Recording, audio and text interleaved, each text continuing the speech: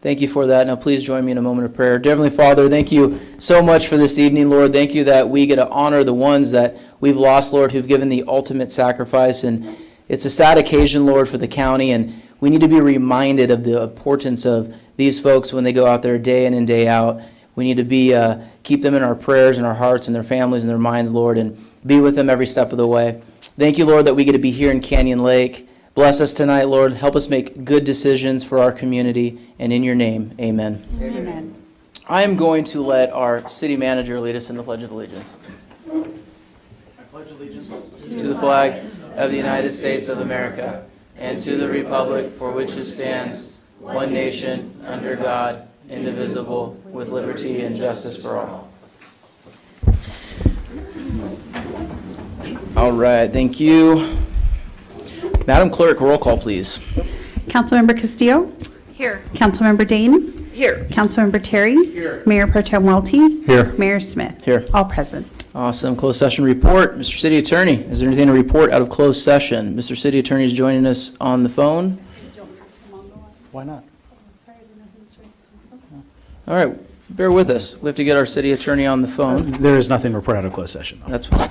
Do we want to make up accommodations for our city attorney on the phone now, or? Yeah, we'll have the city clerk work on that, but we can proceed in the We meantime. can proceed? Thank you. All right, I do need, all right, we're moving on to approval of city council agenda. Mr. City Manager, No anything to change? changes, Mr. Mayor. Perfect. I need a motion and a second on this. Motion. Second. Roll call vote. Councilmember Castillo? Aye. Councilmember Dane? Aye. Councilmember Terry? Aye. Mayor Pro Tem Welty? Aye. Mayor Smith? Aye. Motion carried. Perfect. Moving on to ceremonial manners. Do we have Susan Gamble in the, yes, she's here. Can you join me up here? She's our citizen of the month, so please give her a round of applause.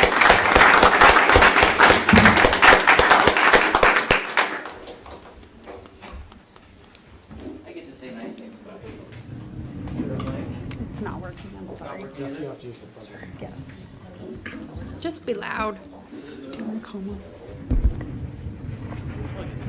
Look at this. Does it move? Perfect.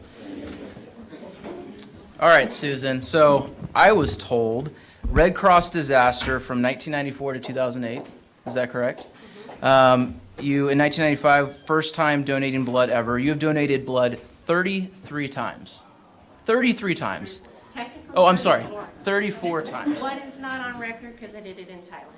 It's turned, oh, okay, that's why. So 33, but one's on record. It equals, I'm told, 4 gallons of blood. Wow. That scares me. And I was told here that you will continue to donate blood until your health or age doesn't allow it. So you've been doing this your whole life. Most of my adult life, yes. So with that, you blood giver, you.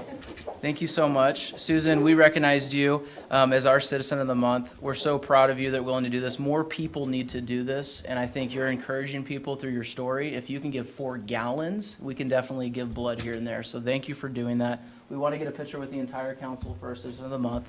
So I think Donna's going to take a photo, and Corey. So everyone come up here so we can honor our Citizen of the Month. What, you have to say a few things or no? Come on, Susan. Tell us what. Come on. Well, I was a Red Cross volunteer and was afraid of needles when I was in college. And then I decided to get tested for the bone marrow registry, which I'm also on. Never been called, but, so I've been donating blood since then. My husband and I donated in Thailand. Wow. A week after the tsunami. We happened to be there, arriving after the tsunami. That was the most interesting blood donation we have ever done. I can imagine. So that's a little bit of my blood journey. Well, congratulations on being our Citizen of the Month. Thank you. Can't thank you enough. Let's get a photo. So Yeah, you save we're lives. really proud of you. Yeah. Thank you. It is so important to give blood. Yeah, there we go. Okay, 1, 2, 3, don't blink. Don't blink. Okay, look at Corey. Same thing. 1, 2, 3. Thank you. Thank you so much. Thank you.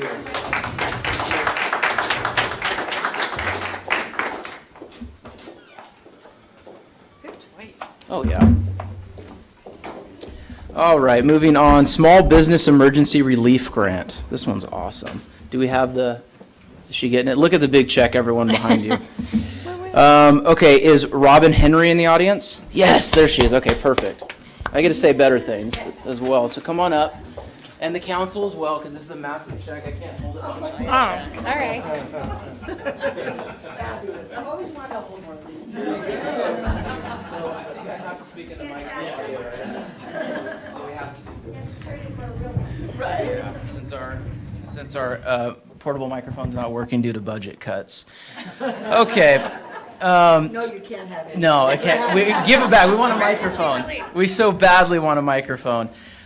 So the council, many cities throughout the county, throughout the state, throughout the United States received COVID relief funds, ARPA funding.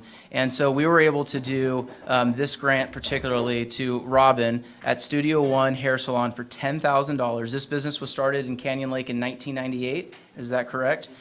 So you've been in business over 25 years. So we're excited to be able to honor you and give you this massive check. Now, you can't cash this one. We've tried. Dale Welty tried, but they wouldn't take it. So on behalf of the council, we just want to say congratulations. We're happy that we can support you.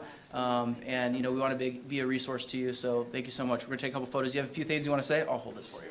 So that way you can talk and not. I don't know really I didn't really come prepared, but. That's okay. I just thank you so much. I mean, it was really a big challenge to this whole thing. They closed us for 4 months, and we just stuck it out. We love what we do at Studio One, right? Right, Donna? Yeah.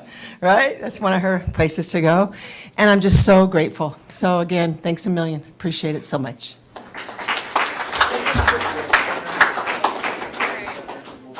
Come on in, Mark Terry.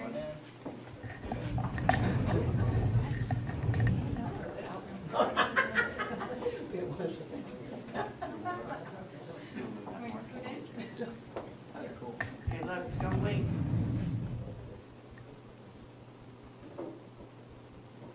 All right. 3, 2, 1. Awesome. Thank you. Thank you so much. Congratulations. Can I keep this? Or is this yours? Does it go back to you? Yeah. Take it. Corey's like, we need it for next time, so.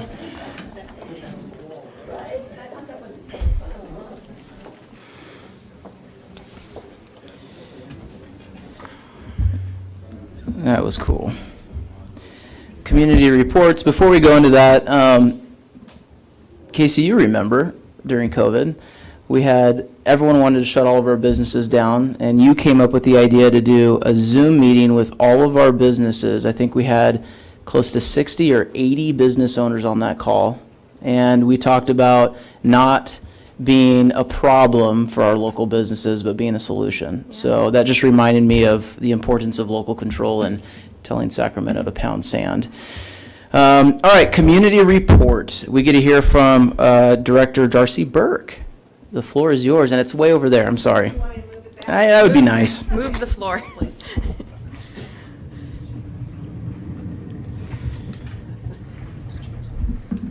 I think this is usually where I stand.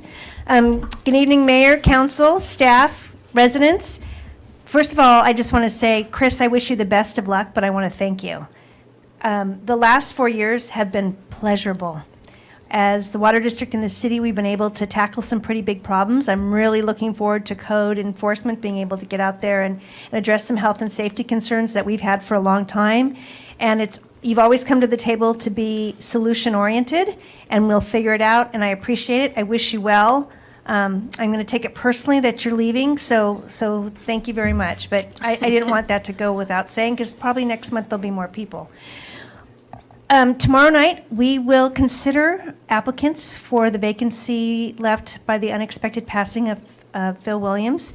So we have 5 active applicants right now. We will do interviews and hopefully make a selection. If we're unable to make a selection tomorrow night, we'll hold a special meeting on Thursday, January 19th. And if we're still unable to make a selection, it'll go to the county supervisors. But I really don't think that, I'm hoping that that will not happen. With all the rain, I know everybody thinks the drought's over, and you're actually right, but the governor doesn't agree with me. So he continues to say we're under drought conditions while we have an emergency flood order in place. So a lot of people ask me, well, what can we do about it? So I've actually been thinking about that a lot today, and you need to have your voices heard. So it's call our senator, call our assemblyman, call the governor and say, open the pumps, turn the pumps on. Let's move water to where we can store it. Let's move water to the Central Valley where they can recharge the groundwater basins. That water going out underneath the ocean isn't benefiting anybody, and it's not even benefiting the fish. So as long as we're silent, it'll be standard operating procedures. I want to thank Councilman Terry for joining us today for a tour of the presentation of the regional wastewater plant, and then for our Canyon Lake water treatment plant, even though it's offline. So I really appreciate the time and the interest. You asked excellent questions, which is always nice. It makes for a good conversation. And I really appreciate your interest, generally speaking. We are looking to start our budget process. I talked about it at our coffee this morning with the mayor. We'll probably be raising rates. We've experienced an 18% inflation like the rest of you. We have a lot of rolling stock or a fleet. The gas didn't go up. Chemical prices have tripled. So it's not about penalizing our customers. We're working really hard and diligently to offset those expenses through grants, through any type of program we can get on, through contracts where they'll honor the prices for as long as we can. But I just want people to be aware I'll probably be coming back in the next 6 months to tell you that we're going to be raising rates. And I'd rather have those conversations now than at the last minute when everybody's like, I didn't know. I want to also thank the sheriff. I wasn't able to see you earlier for the effort the dive team made in trying to recover those vehicles in the North Ski area. Hopefully that was the first practice and maybe we could have future ones. I'm just going to put that out there. And that's all I have for this evening. If you have any questions, I'm happy to ask. Can you provide suggested language or sharing your brain information so that we can either have a resolution or do correspondence to those individuals who could make decisions beneficial? Absolutely. We So want to sound smart. you are smart. And we also want to indicate that we mean business in terms of this. I mean, you come every month and tell us the same thing, and I think it's time that we, Yes. as the council, I agree 100%. take that action. Yep. Well, I was very supportive that you all signed on to be Solve the Water Crisis Partners. There will be a March for Water on March 1st in Sacramento, and it's about water management. No matter how much, I don't care if Sacramento's flooding, they're going to march. So whether you can march there or visit your legislator and say, enough is enough. Yeah. It's time that people and our children and our food security matter. So I will send proposed language to your city clerk, and she can distribute it if that's appropriate. Okay. Anything else? Any other comments, questions? Just appreciate your service and being up front earlier with the fee changes, so appreciate that. Thank you. I would personally like to thank you for today's visit. It was incredible. Thank you. And the one thing I came away with is we as residents have an obligation to educate ourselves on what they do. I think a lot of the conversation today was about misinformation. And if we can all educate ourselves on the great work that they do and the efforts that they make, as she is stating, we're really lucky to have you. And it was a great team, and it was an honor to be there today. Thank you. I really appreciate the time and all of your interest and the spirit of working together to solve problems. So thank you. Thank you very Absolutely, much. thank you. Thanks, Darcy. All right, next we're moving on to Canyon Lake Property Owners Association. President Renee Griffiths, you're up. If she's Mr. Cook. You guys get me tonight. That's okay. It's hard to follow up with Darcy. I'll be honest with you. But thank you, council, for letting us address the council and so forth. A couple just notifications. Just want to let everybody know that on the POA website, you sign up for the camera program. I think we're trying to get out there and get it's really like 2 clicks and you're already signed up. So it's as easy as you possibly can. So we really want to make sure the community is signed up. If you have cameras and you want to share, if something happens on your street and the police officer comes to your house and wants to look at your cameras, they know how to get a hold of you. So please sign up for that. That'd be great. January 24th, we're doing a joint workshop. and that's going to be about, for the clubs, about the new fee structures, what permits the events need to happen.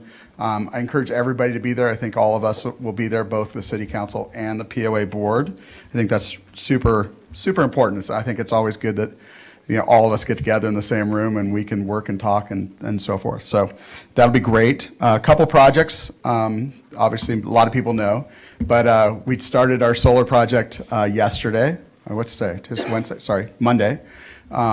This week is dragging, sorry. So we did start the solar project in Equestrian Center first, and then it's going to move on to the parking lot with the tennis courts and Sunset Beach for solar, and then it will go to the golf course. This will take about, each location I think is going to take about a month to finalize and get done.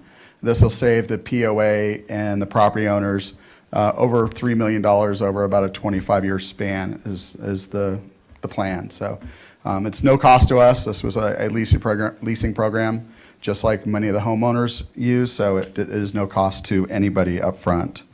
That's great. The lodge project, indoor and outdoor, there's really two projects there. We're hoping to start and break ground on that project in early February. That's the initial plan. It should take about 100, 120 days to finish that and get it done.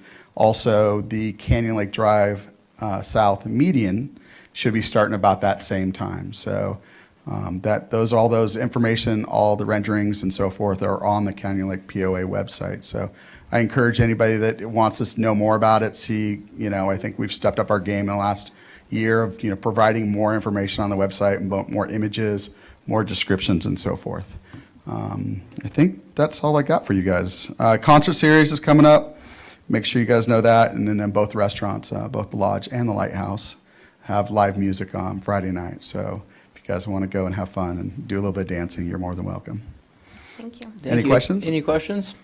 Just a comment on the camera program, you're not obligated to share your cameras. It's simply that if something happens, they gives contact information. So someone call up and say, are your cameras available? Can we take a look? But there's no obligation to disclose it. Yeah, the idea is, people that have cameras can sign up, and if something does happen, and police come knock on your door and want to look at your cameras, it's your choice to show it. If you don't want to show it or anything. Like, for example, in my house, I have 4 cameras in my house. 2 out the backyard, 2 out the front yard. I mean, I signed up immediately if I could help my neighbors out. And so I think at any time we have more eyes and ears in the community, any way we can do right now, it helps our security. It helps, bringing people that are causing issues to justice and so forth. On that note, too, really appreciate Bill. He's in the audience. He serves on the POA. He reached out to us at the city to do a joint video, and we did that today, pushing that program. And obviously, the Sheriff's Department signed up on it, too. So we're excited to partner with you guys on that and help out with the launching of that and try to get it out to as many people as possible. So appreciate you taking the time this evening, Bill, to do that video with us. And, we'll get going on that. Any other questions for the POA? Good to go? Thank you. Appreciate you being here. Thank you, guys. Of course. All right, Chamber of Commerce, new leader, new president. John Grande's in the house. John Grundy's in the house. Hey, everyone. Mr. Mayor, Mayor Pro Tem Welty, council members, city staff, citizens, thrilled to be here today. Few things. Next week, we are very excited, we being the chamber, to have our first board meeting with our new members, with 2023 members. We don't have all the slots filled yet, but we're getting close. Next week, the 19th of January, which is Thursday, we'll be hosting a speed networking event at Pepe's. 6 p.m. it starts. So, if anyone's ever heard of what speed dating is like, it's similar, but businesses, right? Nice. Yeah, so, and I think a lot of people in the room are members, so even non-members are welcome. So come on down, promote your business, network, support the chamber, and support Pepe's. Business of the month, we're proud to announce that's going to be Pure Studios, which has been becoming more and more active in the chamber and a great addition to our town center here. One of our goals for this year is we really want to really put more efforts to supporting the home-based businesses. They seem to be the unsung heroes here in the community, so we really want to come up with a plan to focus that. We're currently working with Councilmember Terry and City Manager Mann to come up with some ideas on how to do this. And first and finally, I'd like to congratulate Chris Mann and Anna Sacedo on their new opportunities coming up, and you'll be missed. You've been a huge advocate for the chamber. We hope whoever it is that you bring in next will fit those large shoes well. All right, thanks. Have a good night. Absolutely. Any questions? Oh, I'm sorry. Yeah. No, you're good. Any questions? All right. We are good. When's the date of the chamber meeting? The speed networking, that's the 19th. You're going to have your first. That's the board meeting is on Monday. Okay. Yeah, that's strictly board meeting. That's our first board member meeting with the new board. Got it. Yeah. Thank you. You're welcome. Congratulations. Thank you. Happy New Year. Thank you. Happy Appreciate New you. Year to you guys. All right. Okay, moving on. Public safety update. I think we have our captain in the house, and he's going to introduce someone this evening. Good evening, Honorable Mayor, Mayor Pro Tem, City Council members, and staff. Glad to be here with you again. I wanted to introduce to you your new lieutenant, Will Edwards, who comes to us from Ben Clark Training Center, but he's seasoned, but been around for quite a bit of time, and looking forward to having him here with you guys, but I'll have him introduce himself. Yeah, so my name is Will Edwards. Welcome. Been with the department for 23 years, 4 years as a lieutenant, variety of assignments, and just looking forward to getting out here and working with all of you. Perfect. Thank Welcome. you. Welcome. We love law enforcement. Yep. Yes, they do. Very supportive. We're happy I've to already have told you. him all about you guys, so Okay. Yeah, that's good. Spread the word. he's ready to go. We're excited to have you. And what's nice now is we have 3 lieutenants that each have just one city, so it's nice not to Oh, have him. nice. He's not gonna have to bounce around. He's completely 100% assigned to Canyon Lake, so. Oh, cool. And patrol operations. He's got all patrol operations too, for the whole entire station, so that's big shoes to fill there, so he'll be busy. Perfect. And I also have for you your public safety report for the last month, covering December 2022. Deputies responded to 418 calls for service. That was an increase of 62 calls from November, which was 356. During the month of December, there were 9 Part 1 crimes. You had two assaults, 3 burglaries, 5 thefts, and 2 motor vehicle thefts. Also, during the month of December, deputies wrote 4 traffic citations, investigated only 1 traffic collision.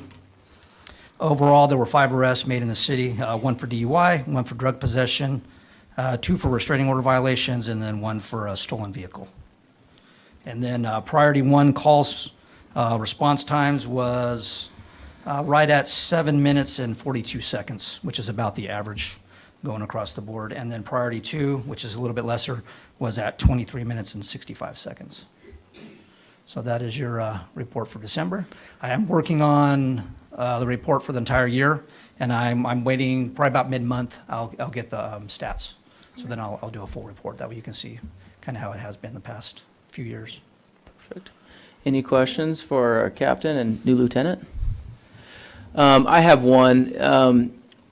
Captain, you get it. Canyon Lake is a unique city. We like to communicate with each other, and we spread some stuff as quick as we can. We post stuff on social media. Sometimes that's true, sometimes it's not.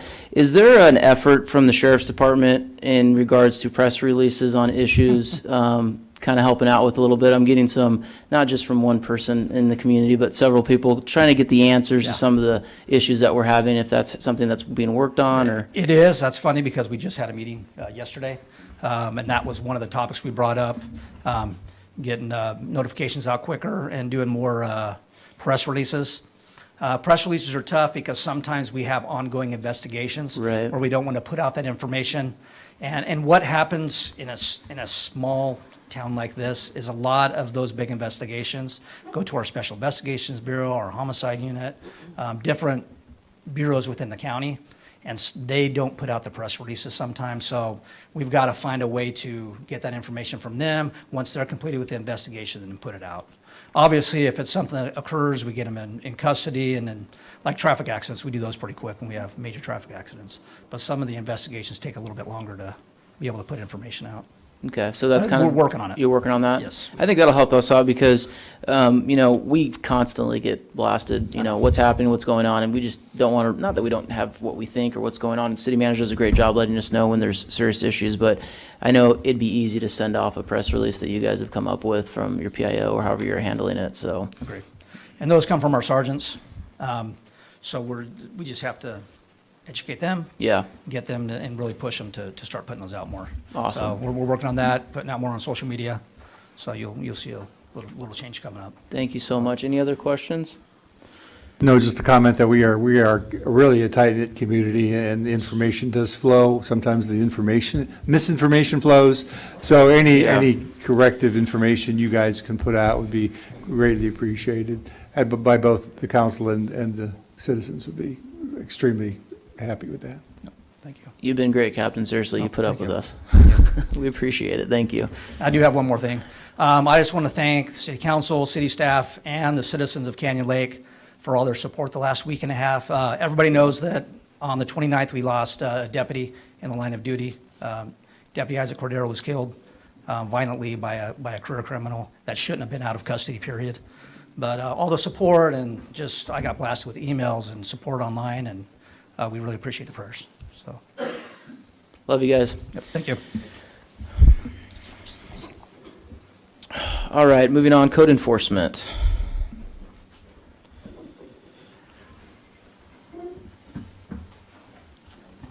Good evening, Mayor, Mayor Pro Tem, council members. For the month of December, we issued 5 notice of violations for MPDES. This basically means we had erosion on the street from the storms that we've been having lately on our construction sites. A total of 8 administrative nuisances, NOVs were issued for all those, 8 of them. 2 inoperable vehicles in public view, notice of violations were issued to those as well. 1 citation was issued to a vehicle on BLM, and we are seeing a high increase in dirt bikes and UTVs. Zoning, we have 3 unpermitted signs in the town center. 3 notice of violations were issued for those. We did find 3 new short-term rentals for the month of December. We issued a notice of violation, and we are currently monitoring those. For our residential rental registrations, we have 349 registrations, 147 have renewed, 172 pending renewal, 2 inspections were conducted, and 42 are still pending. Any That's it. questions for code enforcement? How is the correspondence with the POA and your department in regards to who is a tenant and who is not? How's that been? I'm gonna say we're not really, I think we've been pretty good ourselves with kind of getting these. I know they're limited with information that they can provide, so we Yeah. don't really try to push too much and kind of just do it on our own.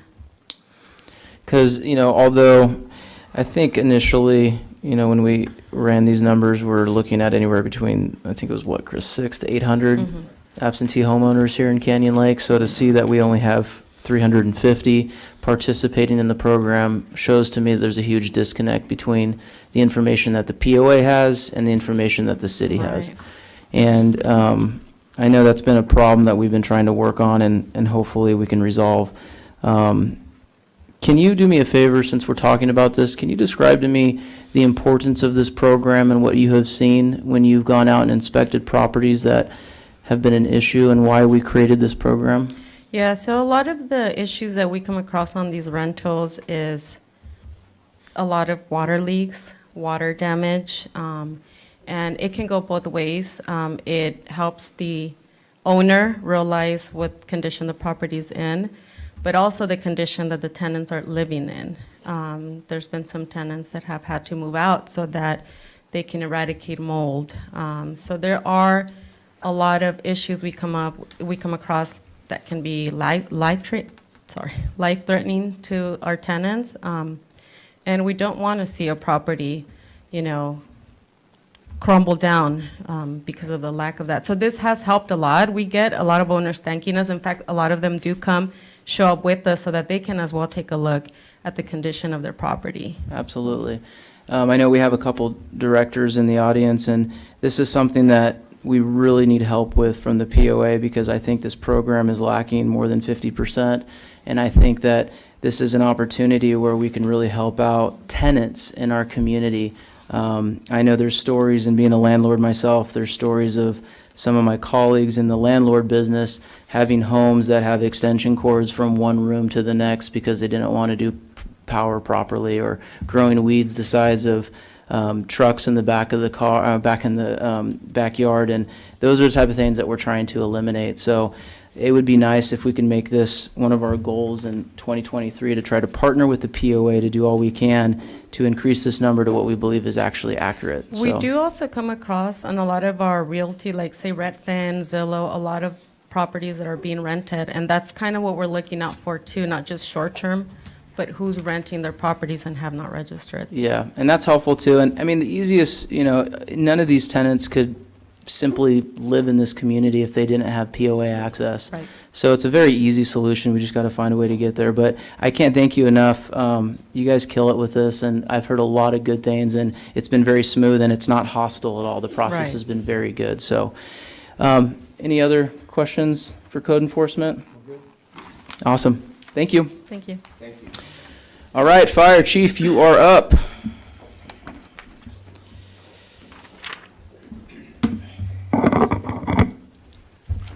Good evening, Mr. Mayor, Mayor Pro Tem, members of council, city staff, Jeff Latendresse, your fire chief.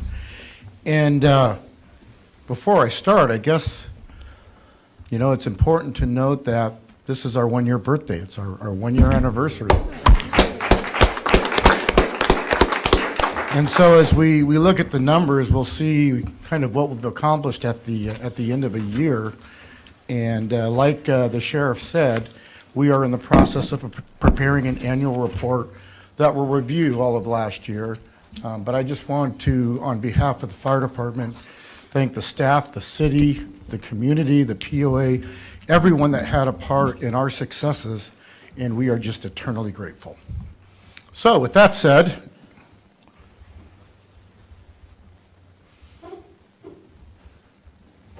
excuse us.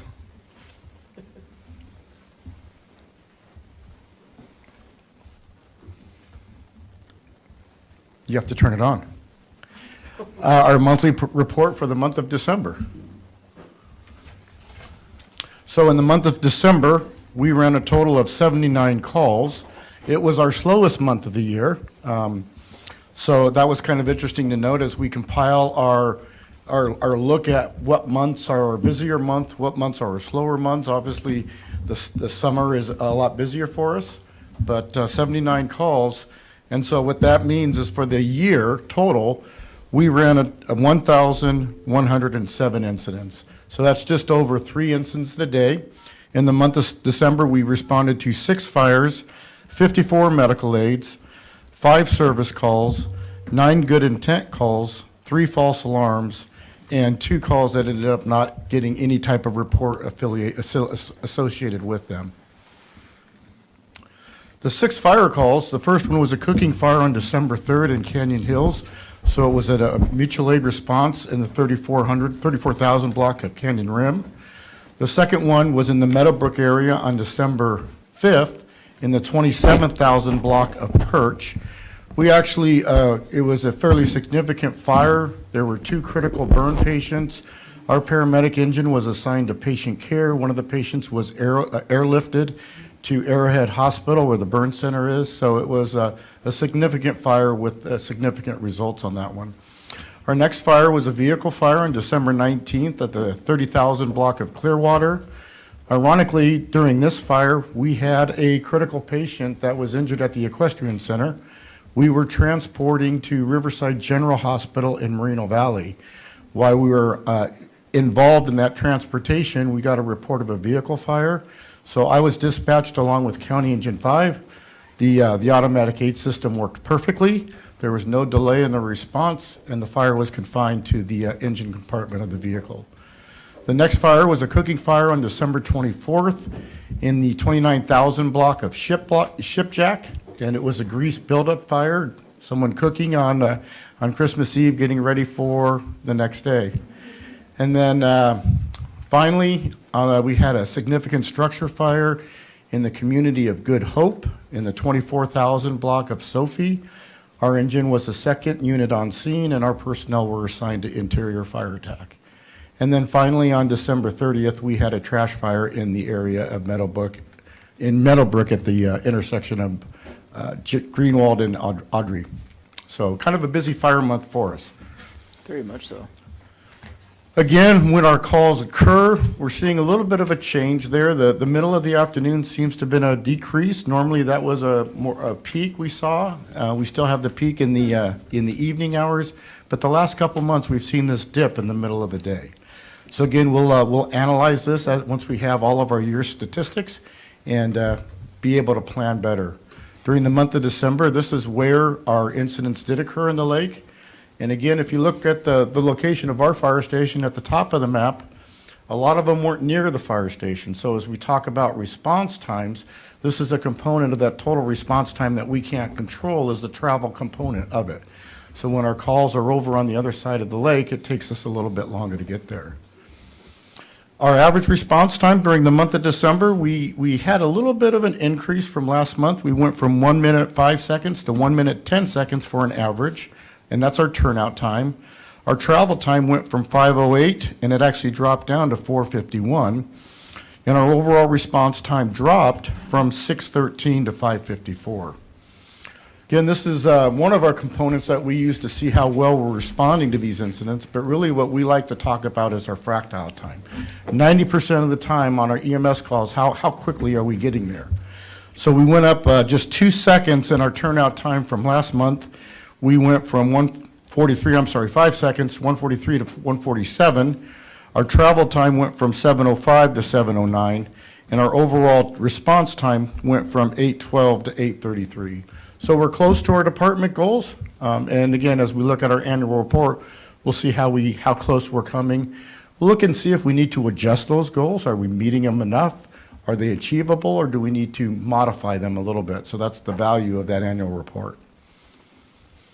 Automatic and mutual aid, during the month of December, we responded 13 times outside the city, 9 in the Lake Elsinore area, 2 in Menifee, none in Paris, and then 2 in Good Hope.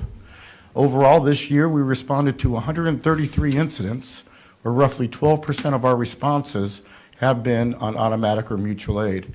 108 of those in Lake Elsinore, 17 in Menifee, 6 in Paris, and then 2 in Good Hope.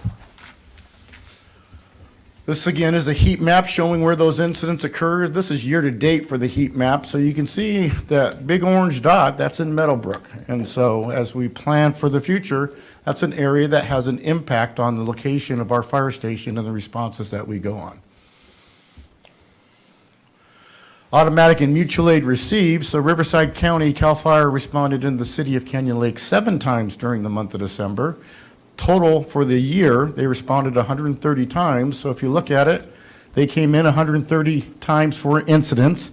We responded to them 133 times. So our agreements are reciprocal, and they are working, and they're equitable. So we're happy with those numbers. And this is a heat map showing where they have responded to year-to-date inside the community. And you can see it's a little bit different. They're all over our map. You know, when our engine is committed and the next call comes in, or a call that takes multiple units, it occurs anywhere and everywhere inside our city limits. Training hours. So the A shift completed 33 hours, the B shift 29, and the C shift 29. And so we're close to each crew having over 1,000 hours of training each and every day, a year. The focus this month was on vertical ventilation, as you see in our training prop that we purchased with ARPA funds, positive pressure ventilation, EMT and paramedic continuing education, fire behavior and transitional attack, hose evolutions, along with the use of our 35-foot ladder. And then we had a post-incident review of the Canyon fire, and that was the structure fire that we had on Halloween last year. And the crew that was on the fire shared what they learned and what they did with all the crews that weren't there. So we shared that knowledge and information with the entire department. Fire prevention during the month of December, we didn't issue any permits. Site plan reviews, there were none. It was kind of a slow month, as our building official talked earlier today at the finance meeting. Construction inspection, though, we did do 4. Special event permit applications, there was 1. We did have 1 special event inspection.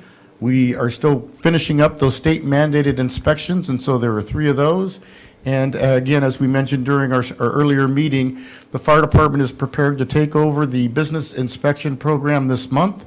We've got a new computer program that we'll be utilizing on our iPads. It will be all electronic, and you'll start seeing us, instead of code enforcement, going into our business community and conducting those fire inspections. They've done a great job, but it's, now that we've got everything in place, it's time for us to transition and take that responsibility over. Public education and relations, we participated and we did an exceptional job with the Spark of Love Toy Drive. The number of toys that were collected here in Canyon Lake was amazing.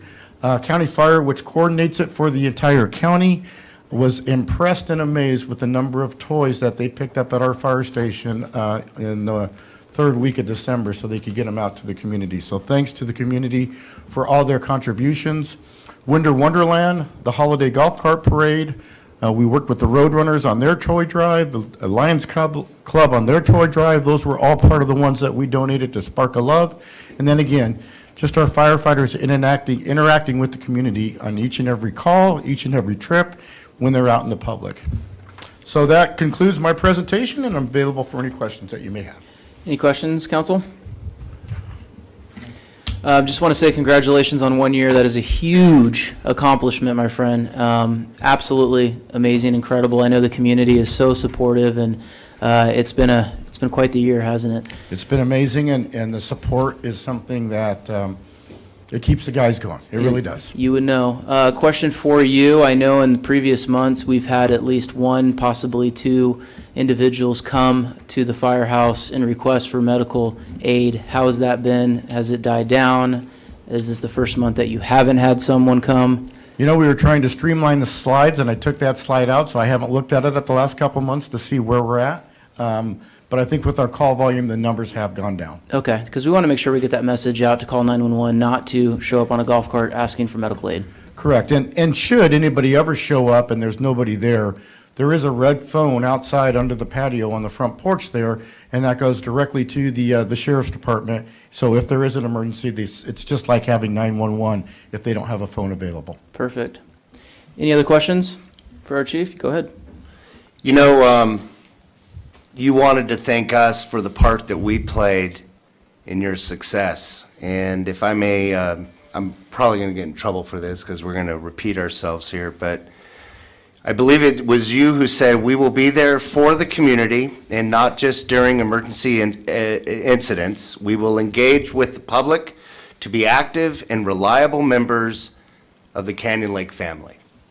And if I may indulge myself, during the past year, you supported and participated in almost every one of our community events, including your own grand opening, Little League Opening Day, Junior Lifeguards, Easter Egg Hunt, National Day of Prayer, Fiesta Days, Movie Nights, Club Rush, Neighbors Appreciation Party, Taco Tuesdays, 4th of July, National Night Out, Paddle Outs, Fishing Derbies, golf tournaments, carnaments, concerts, car shows, Halloween, the 9/11 event, Veterans Day, Winter Wonderland, golf cart parades, tree lighting ceremonies, and that's probably just naming a few. You and the men and women of your department are the reason for your success, and we are honored to have you. Absolutely. Thank you very much. Absolutely. Congratulations, Chief. Thank you. Appreciate you. Happy 1 year. All right. Now that Councilmember Terry's made us all cry, we're going to move on to public comments. Madam Clerk, will you please read the comment statement? Well done. Any person wishing to address the City Council on any matter within the jurisdiction of the city, whether or not it appears on this agenda, is asked to complete a speaker request form available on the back counter. The completed form is to be submitted to the city clerk prior to an individual being heard by the City Council. The City Council has adopted a time limitation of 3 minutes per person. If you're commenting on the agenda item, your comments will be heard at the time that particular item is scheduled on the agenda.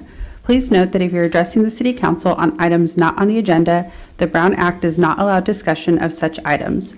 Therefore, the City Council may only do the following: refer the matter to staff, ask for additional information or request to report back, or give a very limited factual response. Members of the public may still submit their comment electronically by sending an email with their comment to publiccomment@canyonlakeca.gov. Comments submitted electronically will be provided to the City Council and included in the official record, but will not be read aloud during the meeting. I have no comment cards. Thank you so much. Madam Clerk, will you please read the consent calendar statement? All items listed on the consent calendar are considered to be routine matters, status reports, or documents covering previous City Council action. The items listed on the consent calendar may be enacted in one motion. With the concurrence of the City Council, a council member may request that an item be removed for further discussion. Staff recommends approval of all items. We have 5 items on the consent calendar. Are there any motion to take away or discuss any items? No one wants to pull? Okay, I do need a motion and a second to approve the consent calendar as is. I'll make a motion. Perfect. Need a second? Second. Roll call vote, please. Councilmember Castillo. Aye. Councilmember Dane. Aye. Councilmember Terry. Aye. Mayor Pro Tem Welty. Aye. Mayor Smith. Aye. Motion carried. Awesome. Moving right along, business item number 6 for those of you that are following around. This is receive and file. All right, review of fiscal year 2021, 2022. Terry, the floor is yours. Audited financial statements. Tell us some good news, please. Your Honorable Mayor, City Council, staff, it's always tough to follow the chief, so Councilman Terry, get ready to say some kind things. Oh, he's going to go nuts. It's going to be all money driven. All right. Is this the controller? All right, this is for the fiscal year 21-22 audited financial statements and related reports. So our fiscal year 2021-22 financial statements, what's called the audit communications letter, and then a report on internal controls. Our auditors are Lance Saul Longhart out of Brea. They audited the city's financial records inclusive of reviewing internal controls of the fiscal year ended June 30th, 2022.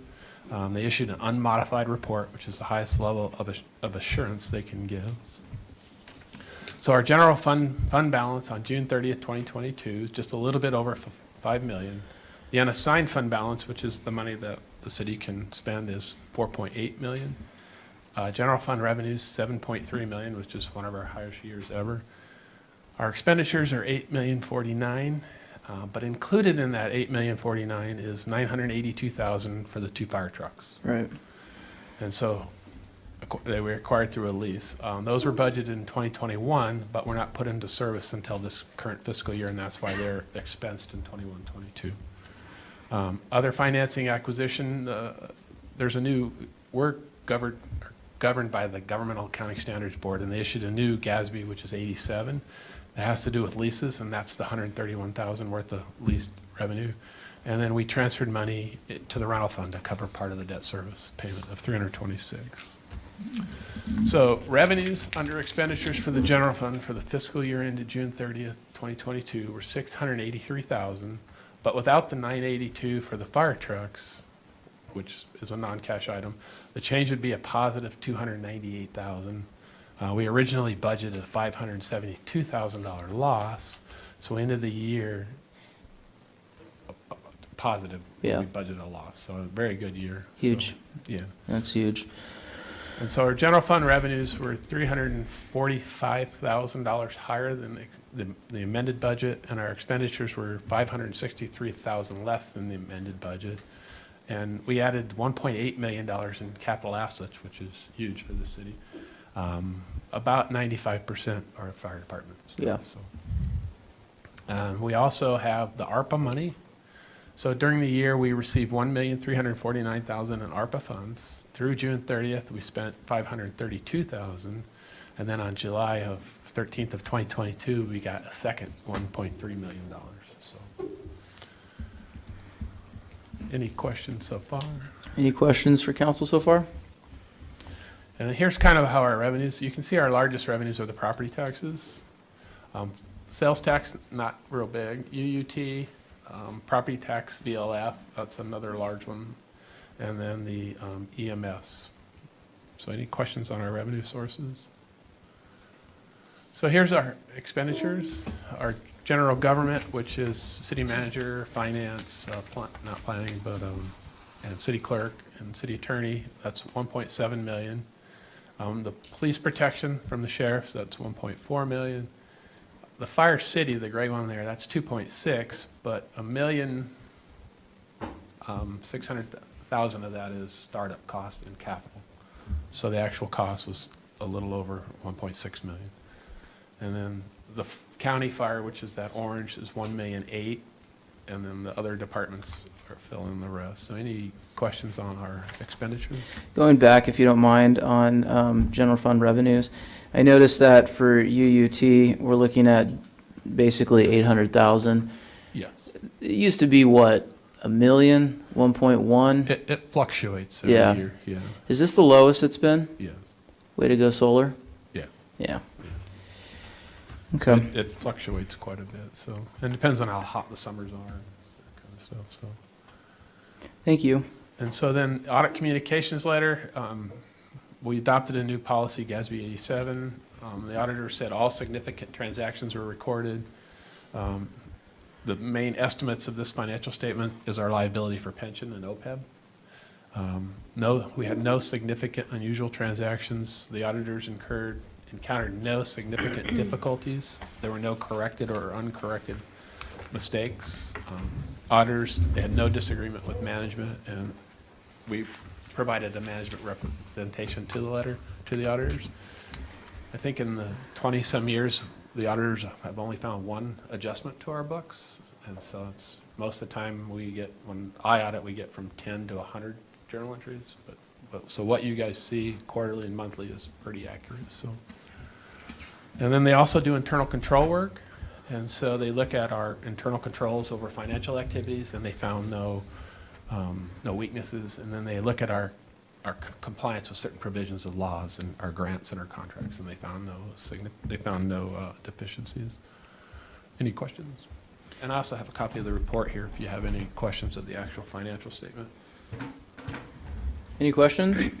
So I comment what a great job that it is to have no errors for that period of time. I have a lot of confidence in you. I have a confidence in the finance committee and the work that they do. I just got to say, I appreciate that, how you sleep good at night knowing that, you guys are in control and watching for us. So thank you. Sure. So I just want to make sure I understand. We're on target for our projected costs for the fire department? For last year, yes, we hit them, so, yeah. Good job.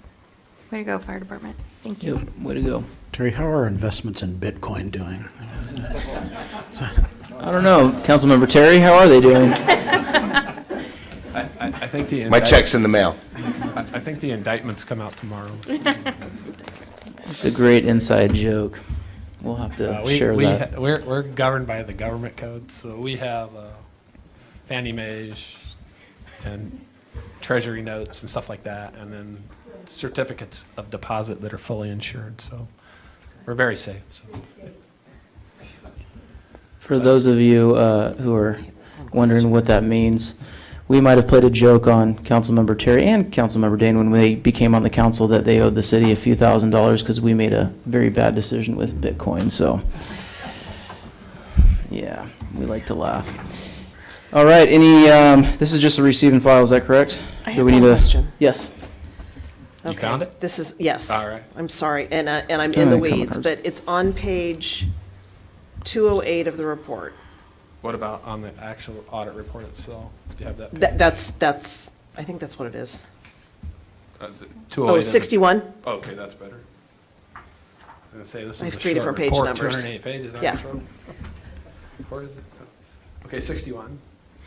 So it's got the budgeted amounts of intergovernmental as original 0 and final. Can you explain those numbers?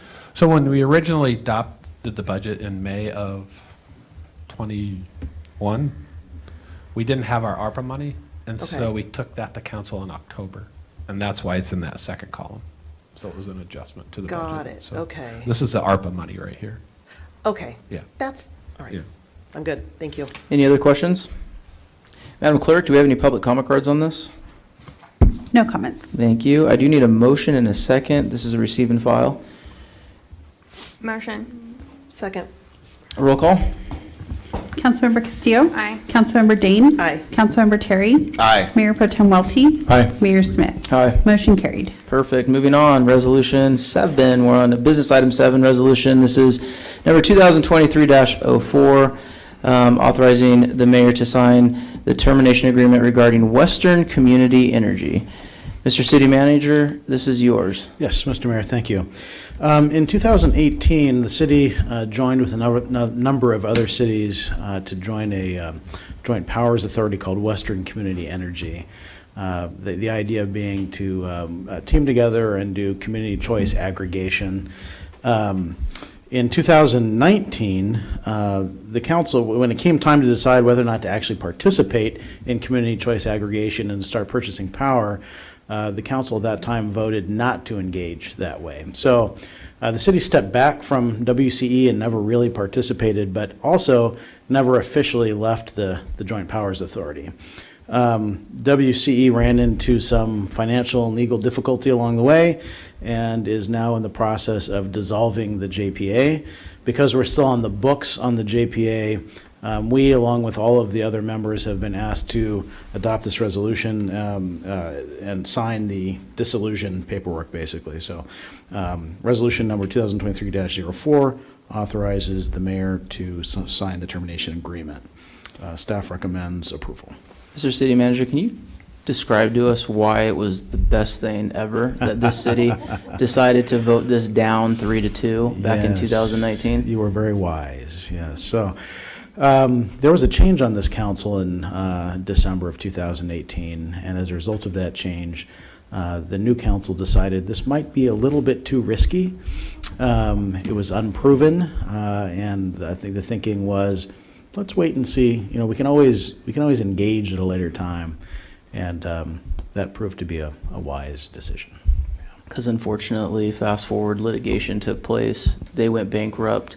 A lot of cities got dragged into it. Yes. And we did not. Correct. Just wanted that for the record. Any other comments? What year were you elected, Mr. I don't know. I have no clue. 2018, that's right. That's right, yeah. Any other comments? No, but I wasn't on the council at the time, but thankful to those members that were newly elected to the council that made that decision, because while we don't have a specific history, we do have a general history of spot market purchases on energy fields, and for a small community, not normally a very good idea at all. Correct. Any other comments? No. Yeah, that was fun. Okay. I do need any public comments first? Okay, perfect. I need a motion and a second. Can I do so? I move again. I make the motion on this one. Second. There we go. There's some memory.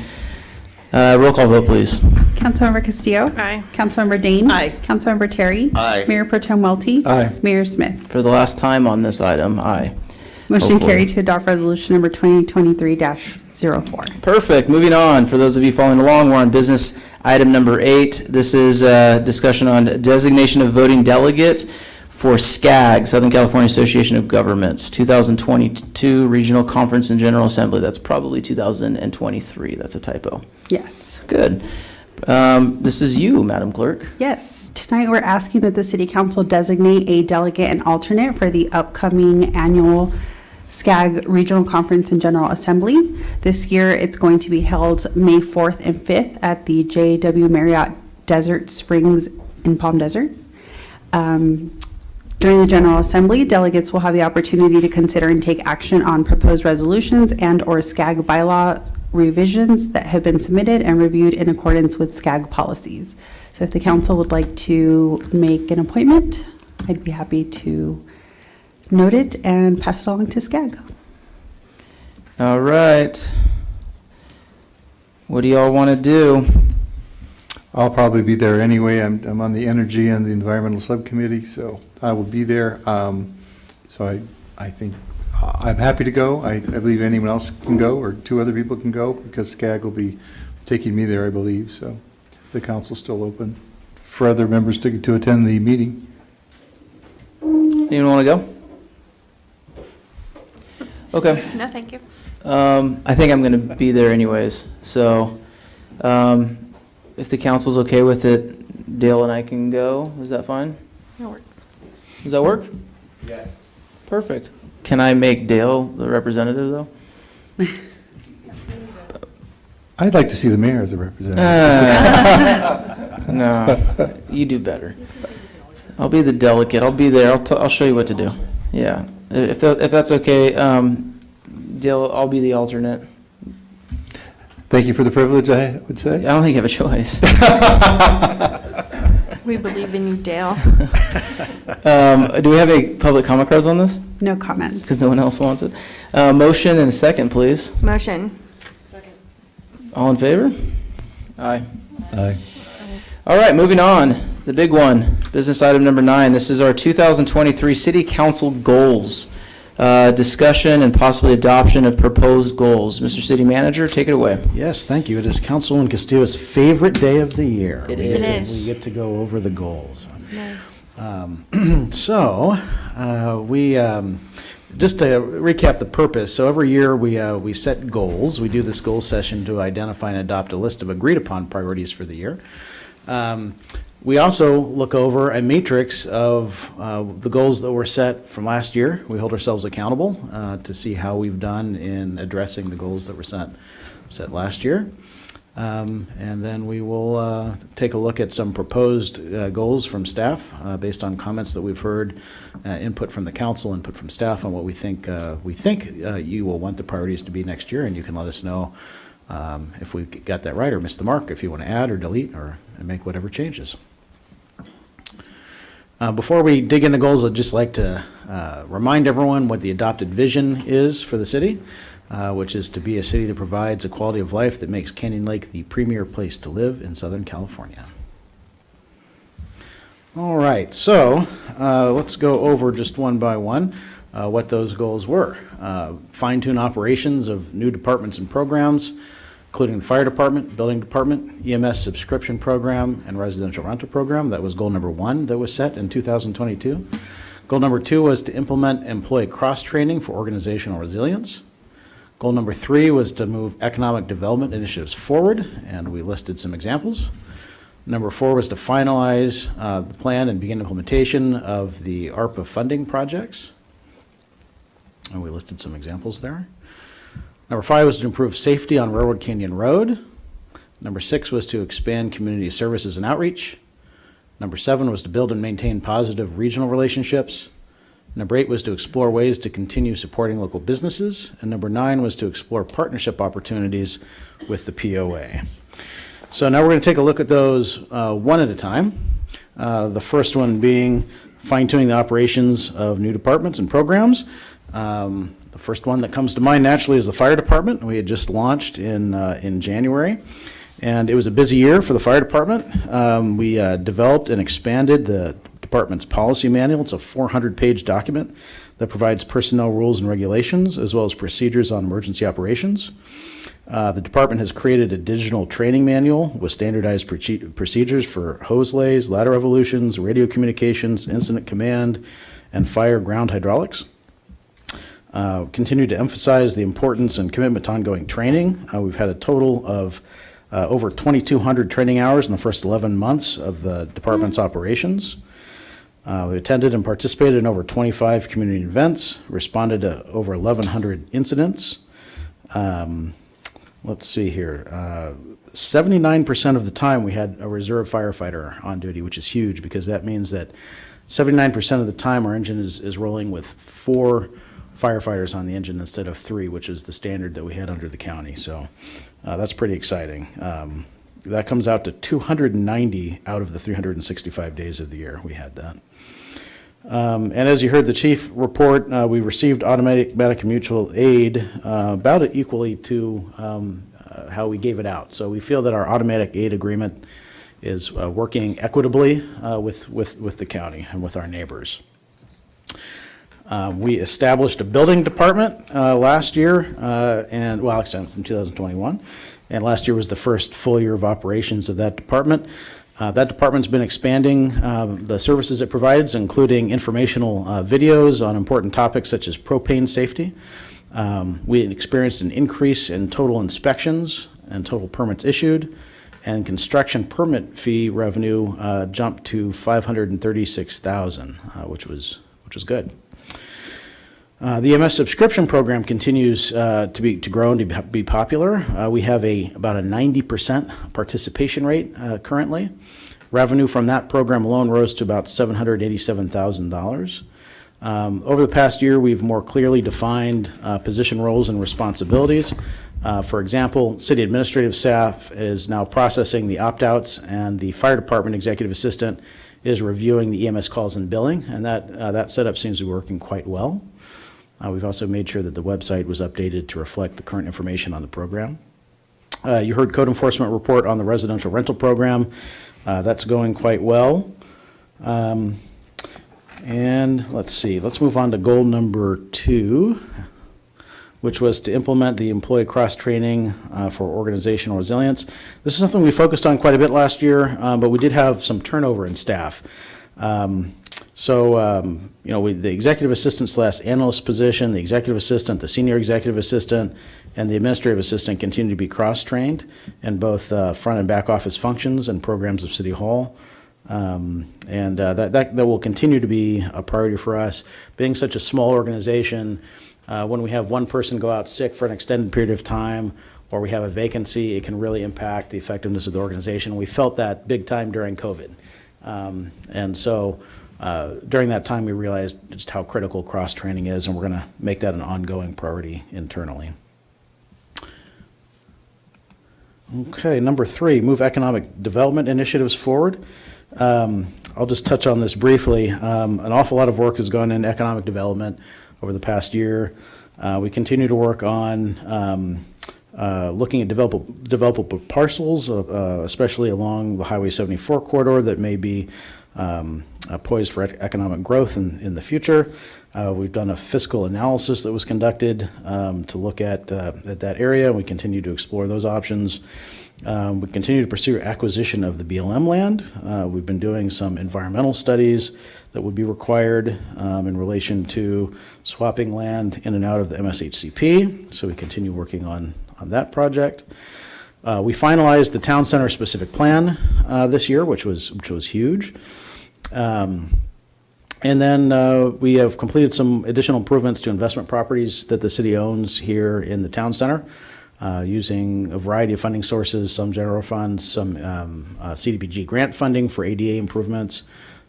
We have some ARPA funding slated for additional improvements, so we continue to invest in the city's assets here in the town center. Goal number 4, finalize plan and begin implementation of ARPA funding. So back in March of 2022, the council approved our work program for our ARPA funding. We have all the funding that we're going to receive. We've received it now, and we've been just kind of going down the list and implementing. A couple months back, Corey presented on where we are with that. We continue to go down that program and spend those funds as the council directed. We do anticipate coming back to you in the next couple of months to request additional adjustments to that program as we go along. For example, we've completed some projects that we didn't need as much of the funding that we'd allocated, and in other projects where we've gotten bids and we're coming up a little short, so we might want to ask to shift money around in that program. Let's see here. Number 5, improve safety on Railroad Canyon Road. So in August, the city completed our local roadway safety plan to help identify solutions for increasing safety on Railroad Canyon. We have applied for $1.3 million under the Highway Safety Improvement Program to implement that plan, and we expect to hear this spring, perhaps as early as March, on the results of that grant application. Number 6, expand community services and outreach. Boy, we've done a lot in this area this year. We've really expanded our events and our programming. I think Councilman Terry mentioned an awful lot of those events when he was congratulating the chief on all the events that the fire department has attended. And I think we're really proud of the slate of events the city now puts on every year, which has grown. I mean, 4 years ago we did Veterans Day. And boy, it's a good list now.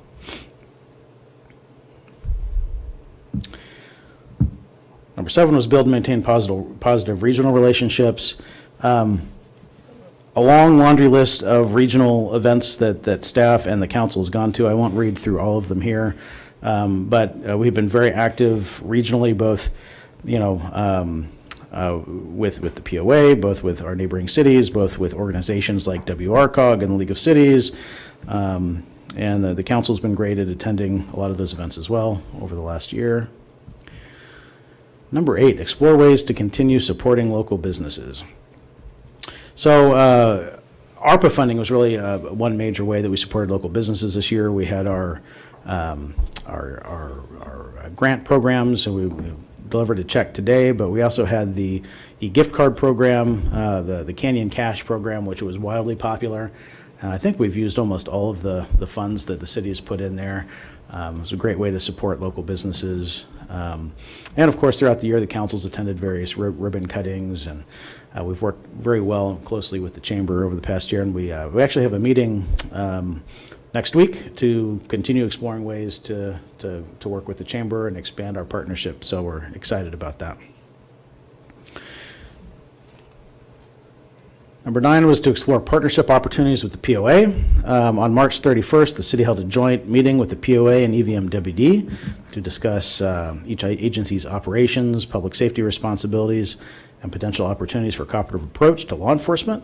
We did establish a city POA committee that met monthly several times to look at the feasibility of enhanced enforcement options. Came up with a good option there. We're just waiting to hear back from the POA on if they want to take us up on what that committee came to there. So I think the results there were good. So that is the list of goals, but then we did an awful lot throughout the year in addition to the goals that were mentioned, and those are in the report here. I won't read through that entire list, but I mean it's everything from commercial cannabis to completing our classification and compensation study and moving salaries to a competitive level where we've been able to recruit and retain good staff. We're addressing issues of safety on the lake as it pertains to boat docks. Let's see, we've looked at increasing fines related to short-term rentals to dissuade short-term rentals. We established a long-term permanent conditional use permit for the farmers market.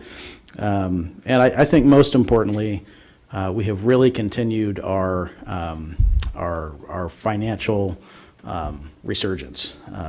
In 2022 was a great year financially, as you heard Terry say. Our revenues are up. This year we have a projected surplus of about $400,000. We have the 3rd lowest unemployment rate of the 28 cities in Riverside County, which is fantastic. Revenues are projected to increase 5.3% over the last fiscal year to the tune of over $7.2 million. And so we're just, we've got, we're projected to have a $5.7 million balance in our reserves by the end of the year, which is 83% of our annual operating expenses, which is, extremely healthy. So, yeah, so we're very pleased with the financial progress the city has made over the last few years, and that continues now. So that brings us to, well, this just shows that let's see, we get to do all these fun check marks. Say, we did that, we did that, we did that. See, we accomplished all our goals. Isn't that exciting? Thank you, sir. Thank you.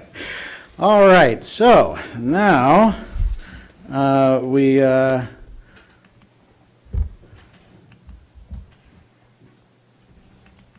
this is also just showing that we did everything that we set out to do. Okay, so that brings us to our proposed goals for 2023.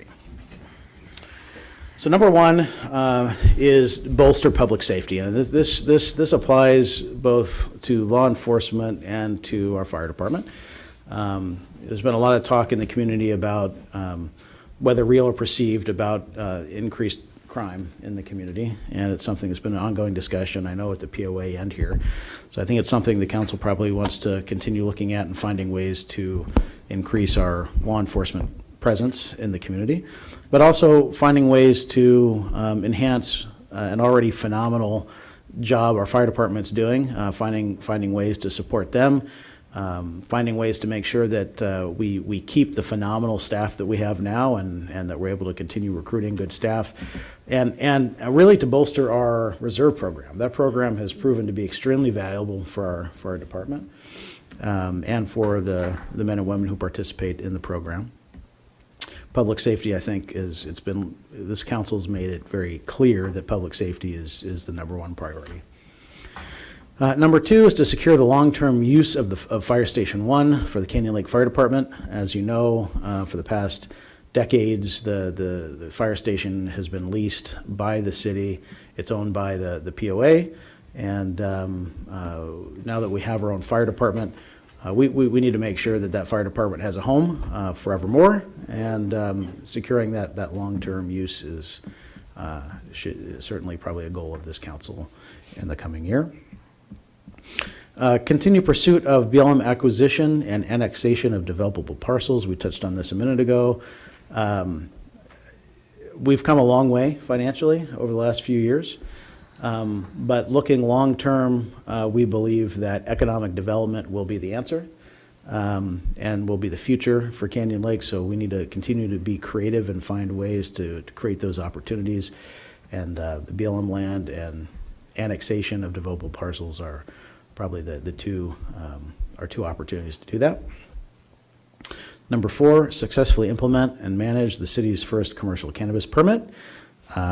So we all know that back in November, the first permit ever in the city's history was issued, and the business is working diligently towards getting to a point where they can open. All the documents have been submitted to our building department, and they should be open. Actually, they're contractually obligated to be open by June 1st at the latest. And of course, they're moving as quickly as they can to open as early as possible. Number 5, to implement new fees per the adopted fee study. We just recently completed our fee study, and staff has a lot of work now to get all of that plugged into our system, to educate the public and our applicants on what the new fees and some new processes are. For example, our special event permit fees have, not just the dollar amounts have changed, but there are new tiers that have been created, and staff is working on implementing a new online portal so that people can apply and pay and do everything completely online to make that process much simpler and faster. Number 6, to establish an events coordinator position and enhance existing city events. So we talked about the fact that we've really expanded the number of events that we put on. But one of our challenges as a small staff is that we don't have a community services department. So when the city puts on an event, at at a staff level, the people working on that event are people that have other full-time jobs, and they're then pulled away from those jobs to work on events and come in very often on weekends and holidays. And so we think we've got a great slate of events now. We want to work on enhancing those, making those even bigger and better. But we need to alleviate some of the pressure on our existing staff. So it would be a good idea to either bring someone on as a part-time employee or under a contract to focus on putting on events and building lists of volunteers and organizing those volunteers and just really expanding what we're doing with events. Number 7, continue the execution of the ARPA work program. We are under a timeline to get this done. We have to have everything done by 2026. And we have some ambitious plans that the council has adopted here, including the design and build out of a new council chambers and new city hall, renovation of city hall offices.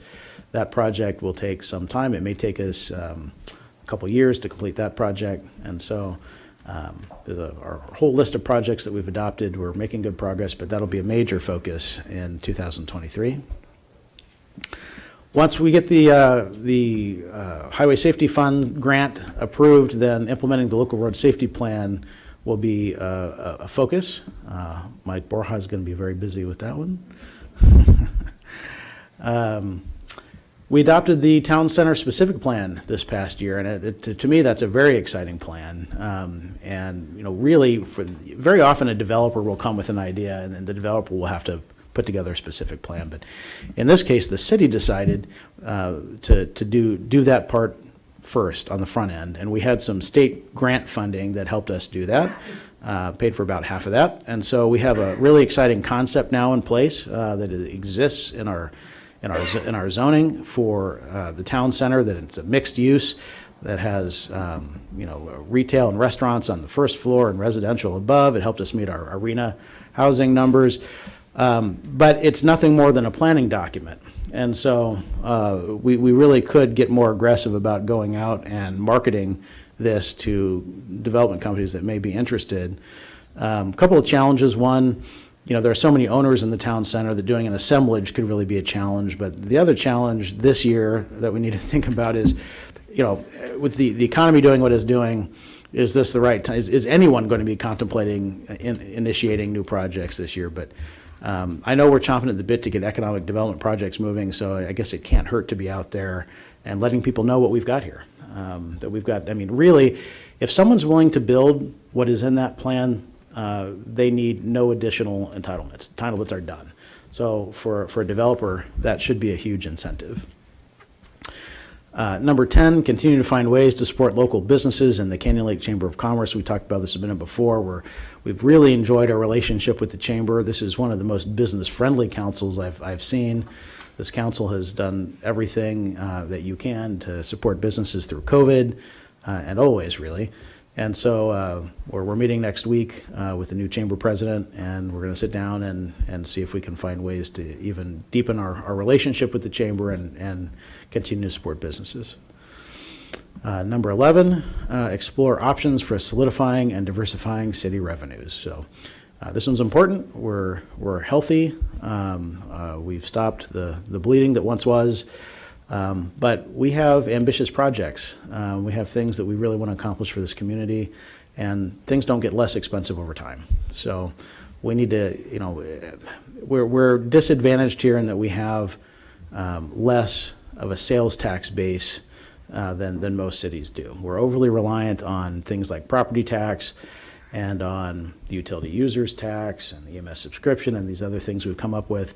But we need to really continue to find ways to diversify our city revenues. And I think that's going to be an important focus in the next maybe 3 years. So with that, those 11 are the goals that are recommended by staff. And at this time, it would probably be appropriate for the council to have discussion. If you like those goals, great. If you don't like any of them, great. If you'd like to add one or two, that's fine. If you'd like to strike one or two, but just let us know how we did on taking our best guess here. All right, council, let's delete all and start over. So let's do this pretty simple. I'm going to start on number 1, but before we kind of go through, some things that we maybe want to add or take away, I really want us to put the lens on the fact that we're going to have to bring on a new city manager, and that city manager is going to need to take some time and realization of what work is to be a city manager in the city. And I think trying to ask that person to achieve all the greatness that we know that Chris can do, that he's proven himself now, and we need to be a little bit mindful of that, but also still bring goals forward that we know that we can achieve despite bringing on some new team members here in the city. So let's just start off by number 1. Obviously, public safety, that's an easy one. I think, for me, that's obviously been, a conversation that we have to continue, especially with what's going on with some of the crime that we're seeing. And I'm so happy that the POA is pushing for the camera program. But I think, we need to continue to do more. So for me, I'm good with public safety, unless we want to, add more to it, or just leave it as is. I think bolster is a good word, but I think we could even expand it and include, maybe expand funding. A lot of people want another deputy. I'd like to see salaries be competitive for our firefighters. I'd like to add a bunch of equipment, a whole nother fire station. I mean, these are the things that I think Want that helicopter? Right. I mean, come on. Fireboat. Dalmatian. Dalmatian. Right. No, but those are, we could literally just have that as a primary goal. Okay. Change it maybe to find or allocate additional funding for public safety. Spend all of our money on, okay, got it. Stop. Yeah, sorry. Yeah. Are we good with that? Invest in public safety. Public comment, I think a card wants to be filled out for a word that was said in the public. All right. Okay, so I think we changed to invest into public safety. We make that, I believe that should be a number one priority. I like it at the top, although these goals don't have to, the top doesn't mean it's number one or not, but I think that one's good. Do I have a consensus on that? Moving on? Perfect. Number 2.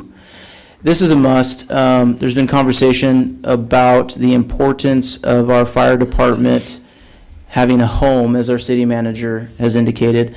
I know that there's been conversations in the community of the importance of the city having more on what to do with this piece of property, just because we can apply for grants and all that. So I'm good with that. I think if we want to change the language on it, we can. But I believe that we owe it to the men and women that legitimately live in that building to make that a priority for this council. Want to change the language? You want to rip it up? the language as it is good. You good with it? Okay, I got a consensus on that. Number 3, pursuit of BLM land acquisition and annexation. This has been a conversation that we've been having for quite some time, and this is just full of red tape, which is why I think it's just going to take time. There's just no way around it. I don't think we can remove this. This one, in my mind, just always needs to be there because we're having meetings continually. I know that Bill Blankenship's working diligently with our congressman. Thank the Lord he got reelected. And so I think this needs to be, definitely there. And I'm good with it as is if everyone else is. Yeah. Does that work? All right. Number 4, weed, marijuana. This is the first for the city of Canyon Lake. Mr. City Manager, we're expecting, what do you think, like a July, August opening? Well, so per the terms of the permit that was issued to them, they're required to obtain certificate of occupancy by June 1st. Mm-hmm. So they have till June 1st to essentially, so I mean, this has to be here, obviously, this is new to us. Mm-hmm. So how we handle this and how we manage this, that's going to be brand new to the city, so any language change on this? Are we good with keeping it as is? No, I like it. Okay. We definitely want this to come off in a good way, so it definitely needs to be a focus. It's a risky new adventure for the city, and we always need to have risky new adventures come off well if at all possible, so focus is important. I agree. All right, moving on, number 5, new fees. We had a very in-depth conversation at our last council meeting about all the fees that we looked at. I'm actually excited about this one just because I know the council wants to streamline some things, and a lot of it's beta testing for us too, so I think this is a must. I'm good with it as is. If anyone else wants to make a change or add to it, I think it's pretty simple though. We're gonna utilize our fees and approve them, and also the council's asking for the community to give us feedback too on how we can streamline some things. Well, and remember, we held off on the EMS Correct. fee because we have to figure out things. We have to figure out costs, recovery, and what could potentially be built into those costs. Referencing number 2, so. Oh, 100%. I think we have to maybe, it could stay the same, but I think it could be expanded also. Yeah, this one has to come to us sooner than later. Our deadline on EMS is May, have to adopt by June. Do I got that right? Correct. So we'll have to bring, the council will have to adopt the fee in April, I believe. We'll bring it back in April. So I think when we're looking at the fees, because the Councilwoman Castillo is referencing our EMS, which is 100% with the long-term play for fire, and it's all encompassing. What we're going to be paying, what a lease agreement looks like, what the cost of that is. So I think, not that we should change the order, but maybe I just like the idea, for easy sakes, putting this one right next to number 2, because that's going to come up quick, and that's going to need to be a priority, and we're going to need those numbers too on what that's going to look like, especially with inflation, looking at cost of salary adjustments. There's a lot that's going to be impacted by that EMS conversation that I think we need to have. So if anything, we move it. Obviously, I know order isn't important, but for simplicity's sake, I think the two need to be in conjunction with one another, because the timing's going to be there. Right. I think the focus on proper research for the decision. Right now, as we're talking, all I hear in my own mind is unknown, unknown, unknown, unknown. And it's very important that the staff does appropriate research, that we do have the knowns, so that when the EMS fee does come up in council, that we're fully informed. And we've gone through a logical and an open process to get there. Right, I mean, we usually just make the numbers up, but I mean, I know. I know, we're trying to fix that. The audit definitely did not show that. We are on record, folks. Okay, so move it to 3 if we're okay with that. Do we want to put some language in there, identifying, because, we're going to be implementing the new fees that, are they active right now, Chris, or we still got another 30 days? So, the law on this is certain types of fees can be implemented immediately upon adoption of the resolution. Other types of fees, you need to wait 60 days. Right. But all fees have to be entered into our system, and that's actually a timely process. So we decided on an implementation date of, was it March 1st for all fees, just to simplify it across the board. So all of the new fees will go live March 1st. So With the exception of EMS? With the exception of With the EMS, exception, yes. so on your last day, you get to drop all the fees on Canyon Lake and say, bye-bye. My gift to you. Thank you. I would establish the EMS fees by our deadline date. We could add that. Yeah. Some language to that effect. We joke because we reduced most of the fees. Oh, yeah, a I lot of thought- fees came I thought out, it was about time that we've done the work that we did. That was pretty substantial with the amount of fees that were looked at and readdressed. So I guess just for a placeholder, we can leave the language as is, but there's definitely going to be more there. So if you guys are okay with it, we'll bump it to 3 and just leave it, the language as is, and we know what we're trying to achieve with this one. Is that good? Yes. Okay. Number 6, which would be number 5, but number 6, establish event coordinated positions and enhance existing city events. I think the city has done a tremendous job on networking with the community, and it's been positive too. Winter Wonderland has been a huge success. Despite COVID, we still persevered. I think this is a must. Councilwoman Castillo, this is your baby. What do you think? You want to change the language? You like it? I like it. I think,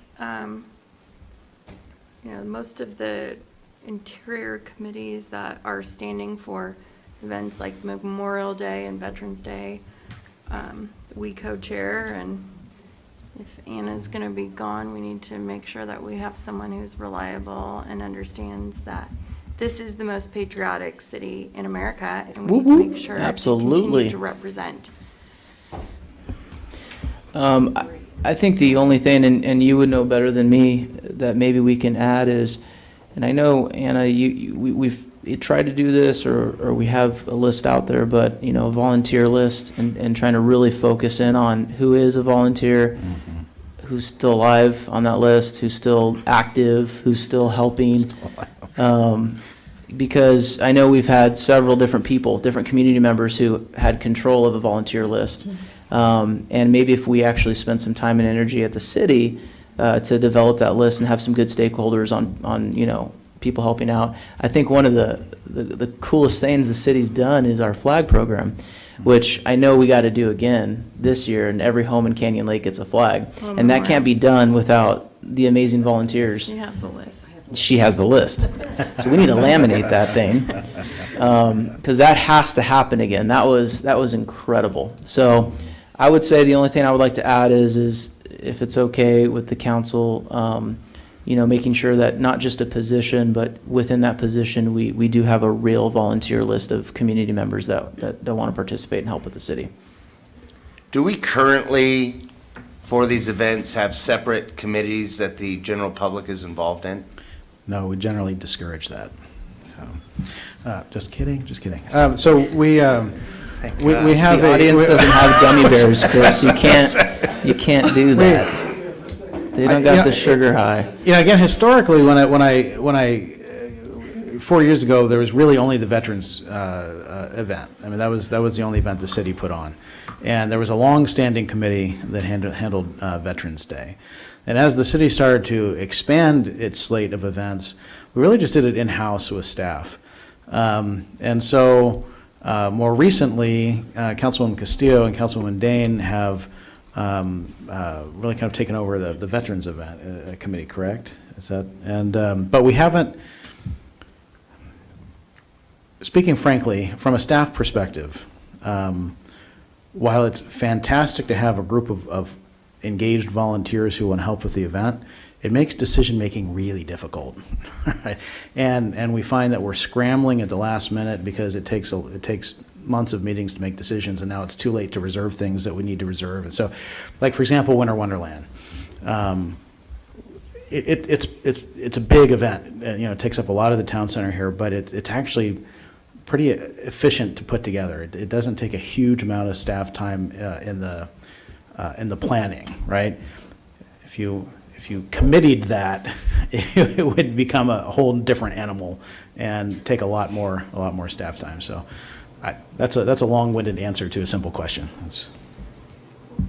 And I think it's important to distinguish the difference between what a city event is, where Winter Wonderland is primarily run by the city, and some other events that we have that are more community-based. And I think it's having someone who can look at this and maybe decide that there's only certain things that the city's going to be responsible for, and then certain things that the general public can do.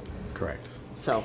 And implementation in the planning stages is not necessarily the same thing as day of volunteers, which are essential. Correct. Yes. Correct. And I think that's the distinction that we make, right? It's not to, committee it out. It's more just to have bodies when we need them to help to facilitate, because that's a big part of it. Correct. Yeah. So day of setup committee.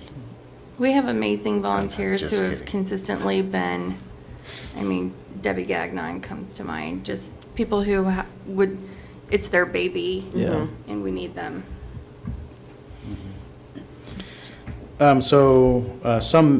Incorporate some mention of volunteers. Yeah. Is that, okay. At least a list or communication or some aspect in that. Okay, everyone good with that? Yeah. I think we're good on, going back to number 6, I think we're good on our events. We've killed it. I think we've figured out what we can and can't do. So I don't think it's adding additional events unless, things come up, right? That's what happens too. This community. I have the word of these two. Oh, really? This conversation's already happened? Oh, yes. Oh, yeah, that our current list is good. Our current list is good. Yes. Well, Canyon Lake, we show up, so if something happens. Okay, good. So we're good with what we got. It's just enhancing, making it even better, so. Wow, sensitive subject. Number 7, ARPA funds, work program. Are we good with it? We want to make some changes. It's a big one. There's a lot going on. We've done this. We've allocated funds. We want to see some changes. And we'll continue bringing this back as we go along. Yeah, it's a moving goal. Are we good leaving it as is? Yes. Okay, good. Number 8, I think this one's good. Implement the local road safety plan. I know that we did a study, I think it was last year, we paid some money, a speed study sort of thing, find out the different type of traffics. We were able to see how many accidents took place.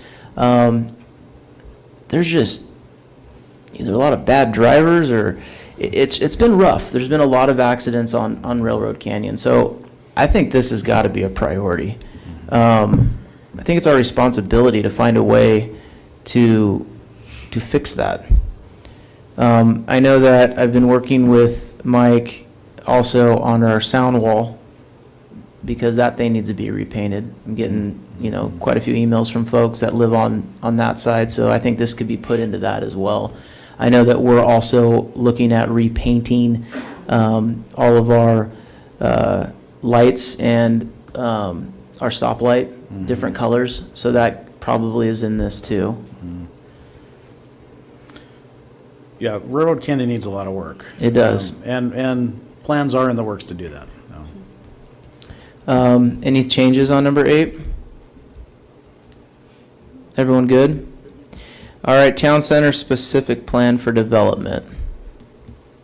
Don't say the word skyscraper. This is really a question that staff went back and forth whether or not to include this. I think it needs to be a priority for the city at some point. The question is 2023 the right time to begin this effort? There are people on this council that know a lot more about the real estate market than I do, so I'll defer to your wisdom on that. I think this is, in my opinion, I think this is one that we just keep in the back burner. I mean, to be honest with you, especially within the next 6 or 8 months, nothing's going to happen on this one. I would hate to use the real estate space of this item, and maybe we could put something else in there that makes sense for now. But at the same time, we're using the word marketing, which means we're simply introducing the idea possibly to developers. I mean, you can know that perhaps there's going to be no movement on it, but at the same time, the sooner you start introducing this to developers, just my opinion, the sooner that, you gain traction, you gain interest.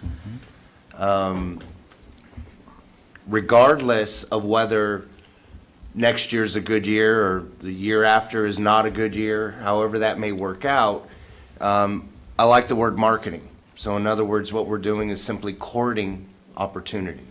What's the action on beginning marketing, Mr. City Manager? Does that inquire funds? Sure, yeah. What would that look like? Well, on the front end, we'll probably, we need to come up with marketing materials, pretty pictures and flyers and, just kind of some quick facts about our specific plan. Then we have to decide how to distribute that information, get it out. I mean, a lot of cities do things like attend the ICSC conference and have a booth and, go around with their marketing materials to the different development companies and solicit input. It could be directly calling companies in the region that we know do these types of developments and setting up meetings and sitting down. I mean, really, it's going to keep Bill Blankenship pretty busy. Yeah. So do we want to allocate that staff time to marketing the town center, I guess, is the real question, and the dollars needed to facilitate that marketing for next year, 2023. You make a great point. Perhaps what I'm getting at is starting to have internal conversations regarding the possibility of marketing the specific plan. I know you and I have talked about this, and you're constantly telling me to, settle down a little bit. But, when you start taking a look at those opportunities that we have as a city for economic growth, this is definitely one of the big areas that we have as a possibility, as soon as someone says yes, they want to develop it. Right. But I do agree with you. We don't want to take up a bunch of time. We also, at this point, I would agree, don't want to be spending a whole lot of money, but internal conversations and the possibility of meeting with, by word of mouth or relationships that we already have with developers and at least introducing the idea. Can I speak on Of that? I course. completely agree with Mark. You are never going to know when an opportunity is going to arise or present itself. The fire department is a perfect example of how the stars align and timing was there. And had we not had those conversations, when that timing came to fruition, we would not have been in a position to jump on the opportunity. And so I like what Mark is saying about, developing relationships, if nothing else, so that should an opportunity come our way that we don't want to miss out on, that we're not completely unprepared, and to focus that it can't fit in our agenda. Mark, what about this?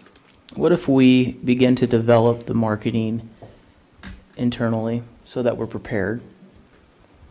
And maybe not, push and try to have staff go out and go to different, events and coordination, but at least we have the material beginning stages here at City, so that way, we're prepared if any relationships or any conversations. I think that's what I'm speaking to. Absolutely. It's just basically developing a game plan. So let's whether- just add the word developing. Begin developing marketing the town center specific plan for development. So I think we're going to begin developing internally that marketing packet. So that way we have some literature ready to go if there's any conversation that takes place or any relationship that might come our way or an opportunity. So we have something to say, hey, look, this is why you need to come do business here in Canyon Lake. This is our specific plan for the town center. So we have something prepared. It could be as simple as just developing strategies. I'm just going to send you. Okay. I think that's what we do. He's not okay. The possibility of rolling into item 3, where we have continued pursuit of BLM land acquisition, town center development, and annexation of developable partners. So it still stays on our goal list, but it becomes kind of it doesn't become I'd say, a priority to the level of being a complete goal item on its own. But it's all kind of falling under that economic development picture. I'm good either way. I'm just saying, I think we're trying to take it away from driving a lot of staff resources to something that the economic window is not huge right now. But I think when the window opens, we need to be ready. Yeah, I agree. Are we good with that then? Give direction on that? To combine? Yeah. Are you guys good with that, combining it? Okay, let's do that. Let's see, I'm sorry, let me just make sure I'm understanding. Can you pursue? But we're combining marketing, or beginning the marketing process, materials, and maybe a marketing plan, but then. I like it being separate, personally. Okay. Yeah. Okay, well, I think we've made our point either way. Right. So I misspoke. I was indicating on the marketing for the town center as a standalone, just moving forward with getting the documentations in line. Okay, to do so, that. so maybe, we're focused on designing the marketing plan and materials. Absolutely. Okay, And just that alone, you Okay. know. very Even good. if it's just discussions. Yeah. Okay. I Very think good. we're good on that.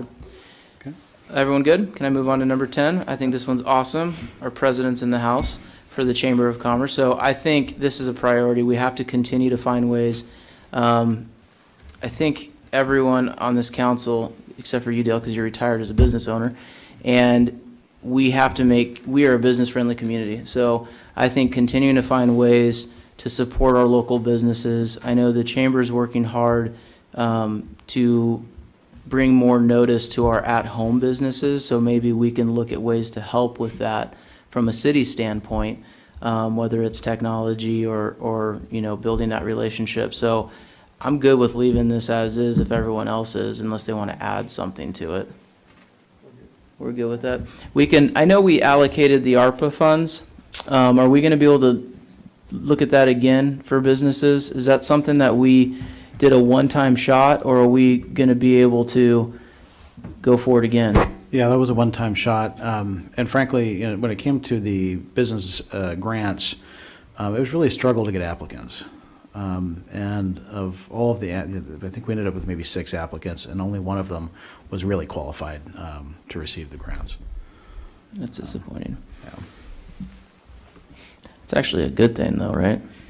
Well, it is. I think one of the challenges to trying to give away ARPA money to businesses is that Canyon Lake businesses overall did quite well. Yeah, through very COVID. well. Yes. Yeah.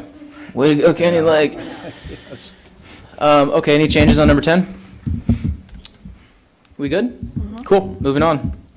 11, all right, diversifying city revenues. Mr. City Manager, deep dive on this.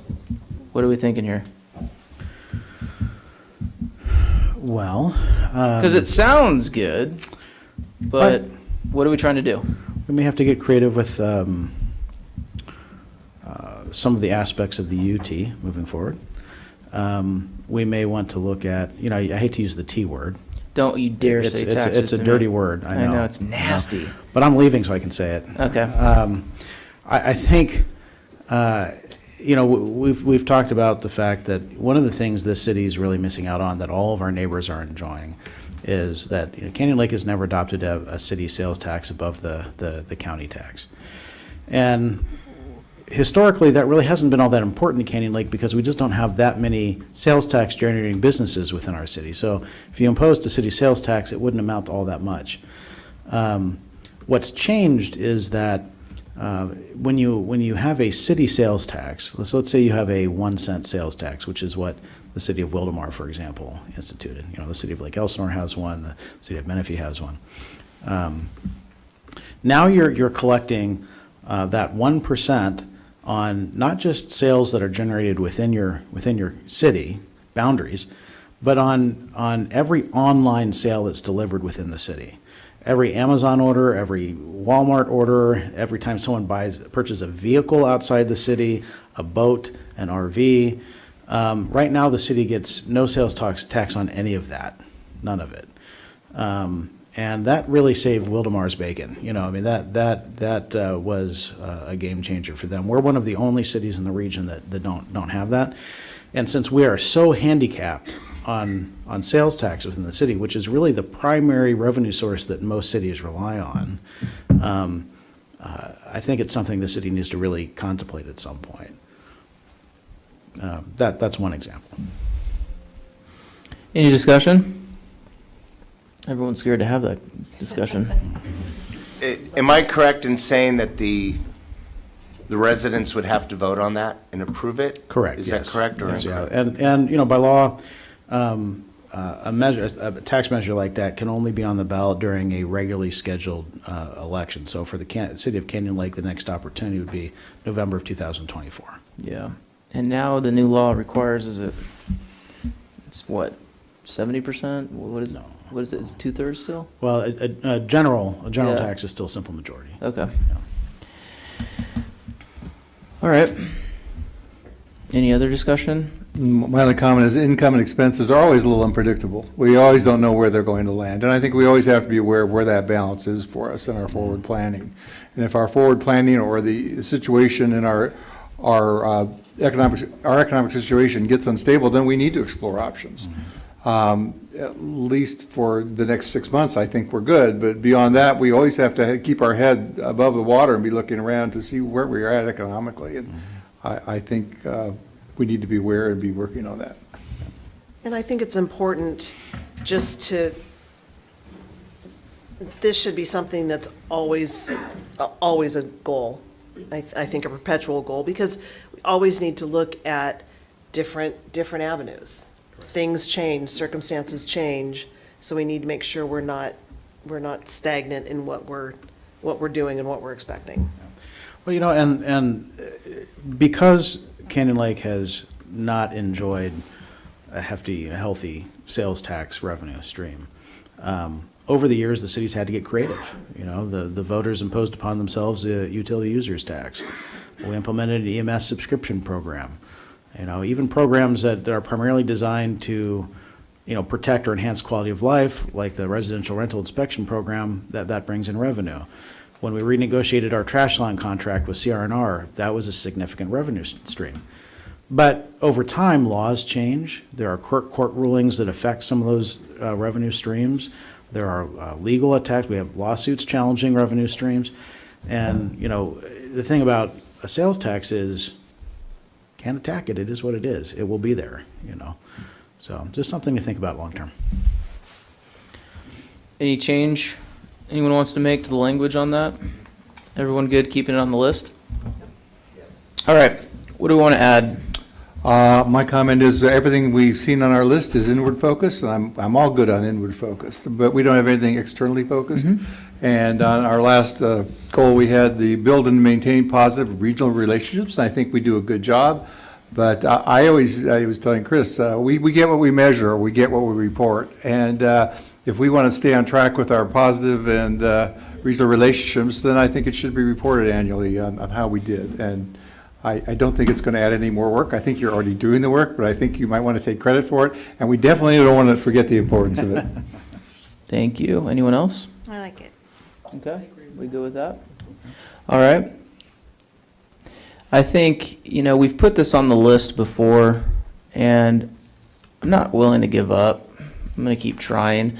But I think, building our relationship with our POA is a must. We've floated some ideas, haven't we, Mr. City Manager, on some ideas of collaborating together. I think the building department, is still a common ground where Canyon Lakers, not POA members, not taxpayers, Canyon Lakers are the same people, don't know where they're going and who they're talking to. And I think there's a way to streamline that process. So amongst, Councilmember Welty, Mayor Pro Tem Welty, as you indicated, outward looking, I think, being a better service to our community, partnering with our POA on anything at this point. But directly in regards to building or public safety, I know that I was excited to get the call from Bill in regards to the camera program here and the partnership that the city is going to have with the POA and the Sheriff's Department, but I know we can do more for Canyon Lakers. So I would like, if it's okay with this council, to put that as a goal, that we try to break bread on something that makes sense for the community. Mr. Mayor, may I suggest some language to add to number 12 then, and we combine them? Yeah. We could say, build and maintain relationships regionally and with the POA. That's great. I'm good with that if everyone else is. Okay. Good. Thank you for not giving up with me, council. We'll keep trying. All right, anything else? Sounds good. I think this is a great list. I'm excited. We got a lot to do. We did a lot. So, kudos to the staff, kudos to the council. 2022 was an amazing year. 2023 is going to be a different year. We're going to have a couple staff members leaving us. We're going to miss you guys. I know this isn't the end. We still have you for a couple months. But if it wasn't for the vision of our team, we would not have been able to do any of the great things that we've done in the last couple years. So I just want to say thank you. Honestly, from the bottom of my heart, thank you so much. Anything else we want to add? Discussion? Goals? We good? All right.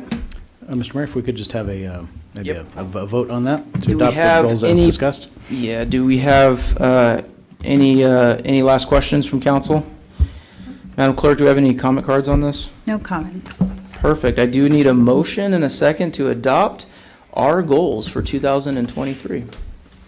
Motion. Second. Roll call vote, please. Councilmember Castillo. Aye. Councilmember Dane. Aye. Councilmember Terry. Aye. Mayor Pro Tem Welty. Aye. Mayor Smith. Aye. Motion carried. All right, moving on. City manager's comments. Nothing to add this evening. Awesome. Good job, Chris. Kudos to you. You get a raise before you leave. All right, Russian roulette time. Council member roundup. Let's go with Council member Dane. Let us know what's going on. All right. I was honored to represent Canyon Lake at the December Student of the Month award presentations again. I was a little bit worried that I missed it this month and realized it's not till next week, so that's good. We had a Canyon Laker that was recognized, and hopefully she will be here next month at our meeting so we can formally recognize her. But I know I talk about this all the time, but the students, and this meeting in particular, the caliber of the students and the adversity that they've gone through to get to where they are to win these Student of the Month awards it's amazing. The challenges that they go through and still cream of the crop. We had, I know a lot of you have seen, we had a student who was one of the first Students of the Month last year, who also was awarded a scholarship by the city this year and just won a $10,000 grant for a business that he's starting. So That's huge. we've got some great kids in our area, in our schools, and I think we hear a lot of bad things about the kids in school and bad things that are going on, but there's a lot of really good things and a lot of really good students here locally from Canyon Lake that participate. Happy New Year to everybody. I love It's it. almost time to stop saying that. I think we're done. I tend to attend my first RCA meeting, so that was interesting. I'm looking forward to being with that group. And I think finally, and probably everybody will agree with this, but very, very sad about the news that some of our staff leaving, but congratulations on your new opportunity. But sad for us.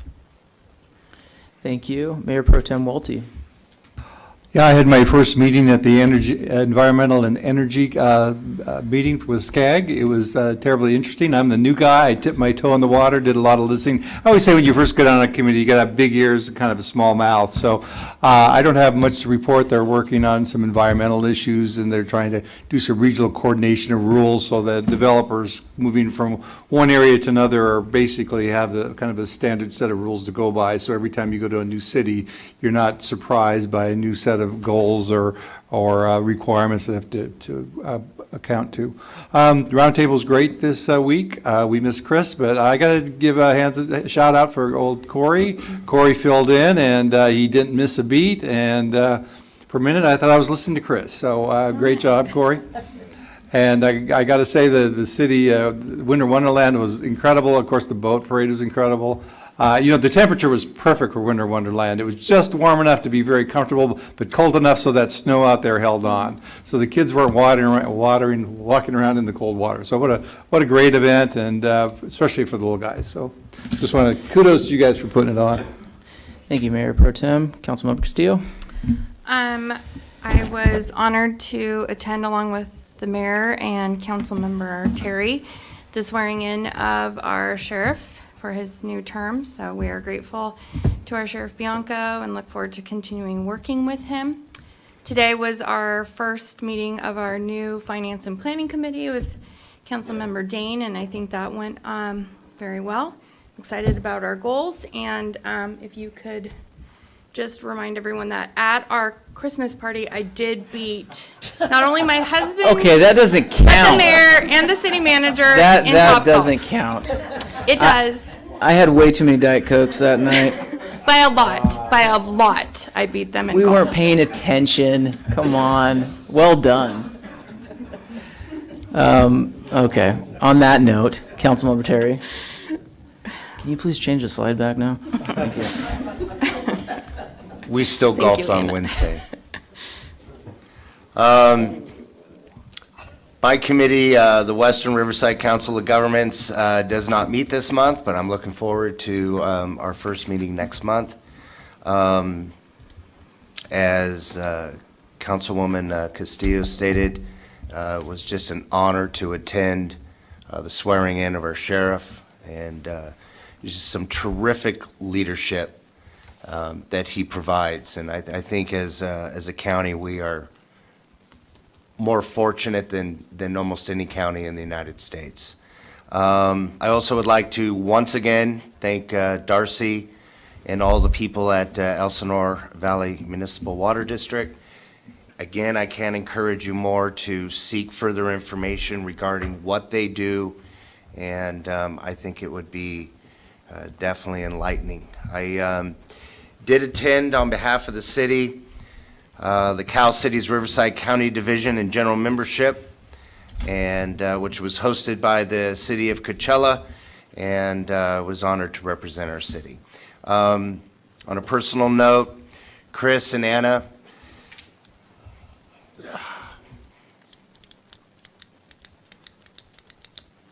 happy for you both.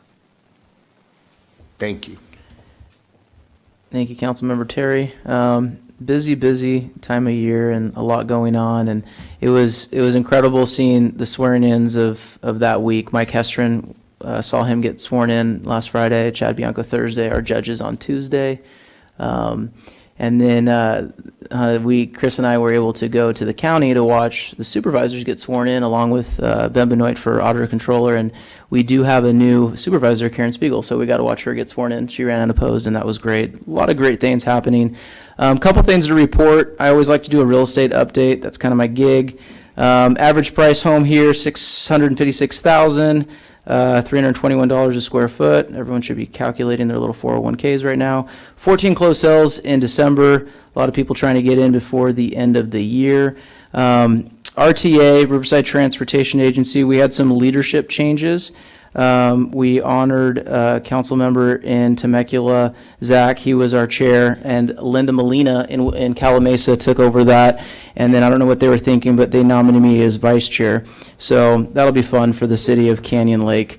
We started a new program within RTA looking at a Go Micro, which is essentially a government way to say Uber.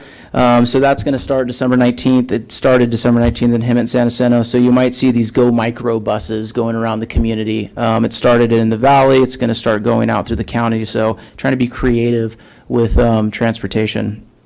Lastly, you know, we have so much to be thankful for in this community. I wanted to change the slide because, you know, it's tough when you look at that photo and you see where we live, not the terrible golf score that Casey tried to throw up there, but when you look at that amazing picture of our community and you think about the opportunities that we get to make change in this community, I'm very humbled to be up here with my colleagues, and I'm very humbled that we get to hear from our fire chief that came to us and started an incredible fire department. And when we get to come together as a community and honor the ones that lost their life and gave the ultimate sacrifice, Captain Rails has indicated to us that we're a unique city because we start off with prayer. There's so much here in this community that we have to be grateful for. So I'm very humbled. I had a lot of time over the holidays to reflect on how grateful I am personally to serve this community. I take it very seriously, and I just want to simply say thank you. So with that, I'm going to close out our council member comments. I have an announcement to make. Our next regular council meeting will be Wednesday, February 8th at 5 p.m., closed session at 6:30. I'm not going to adjourn the meeting because we're going to go back into closed session. So that's that. We good? Do I need to report anything out? Going back into closed session, it is for the time 8:37. Thank you, everyone, for participating and staying with us tonight.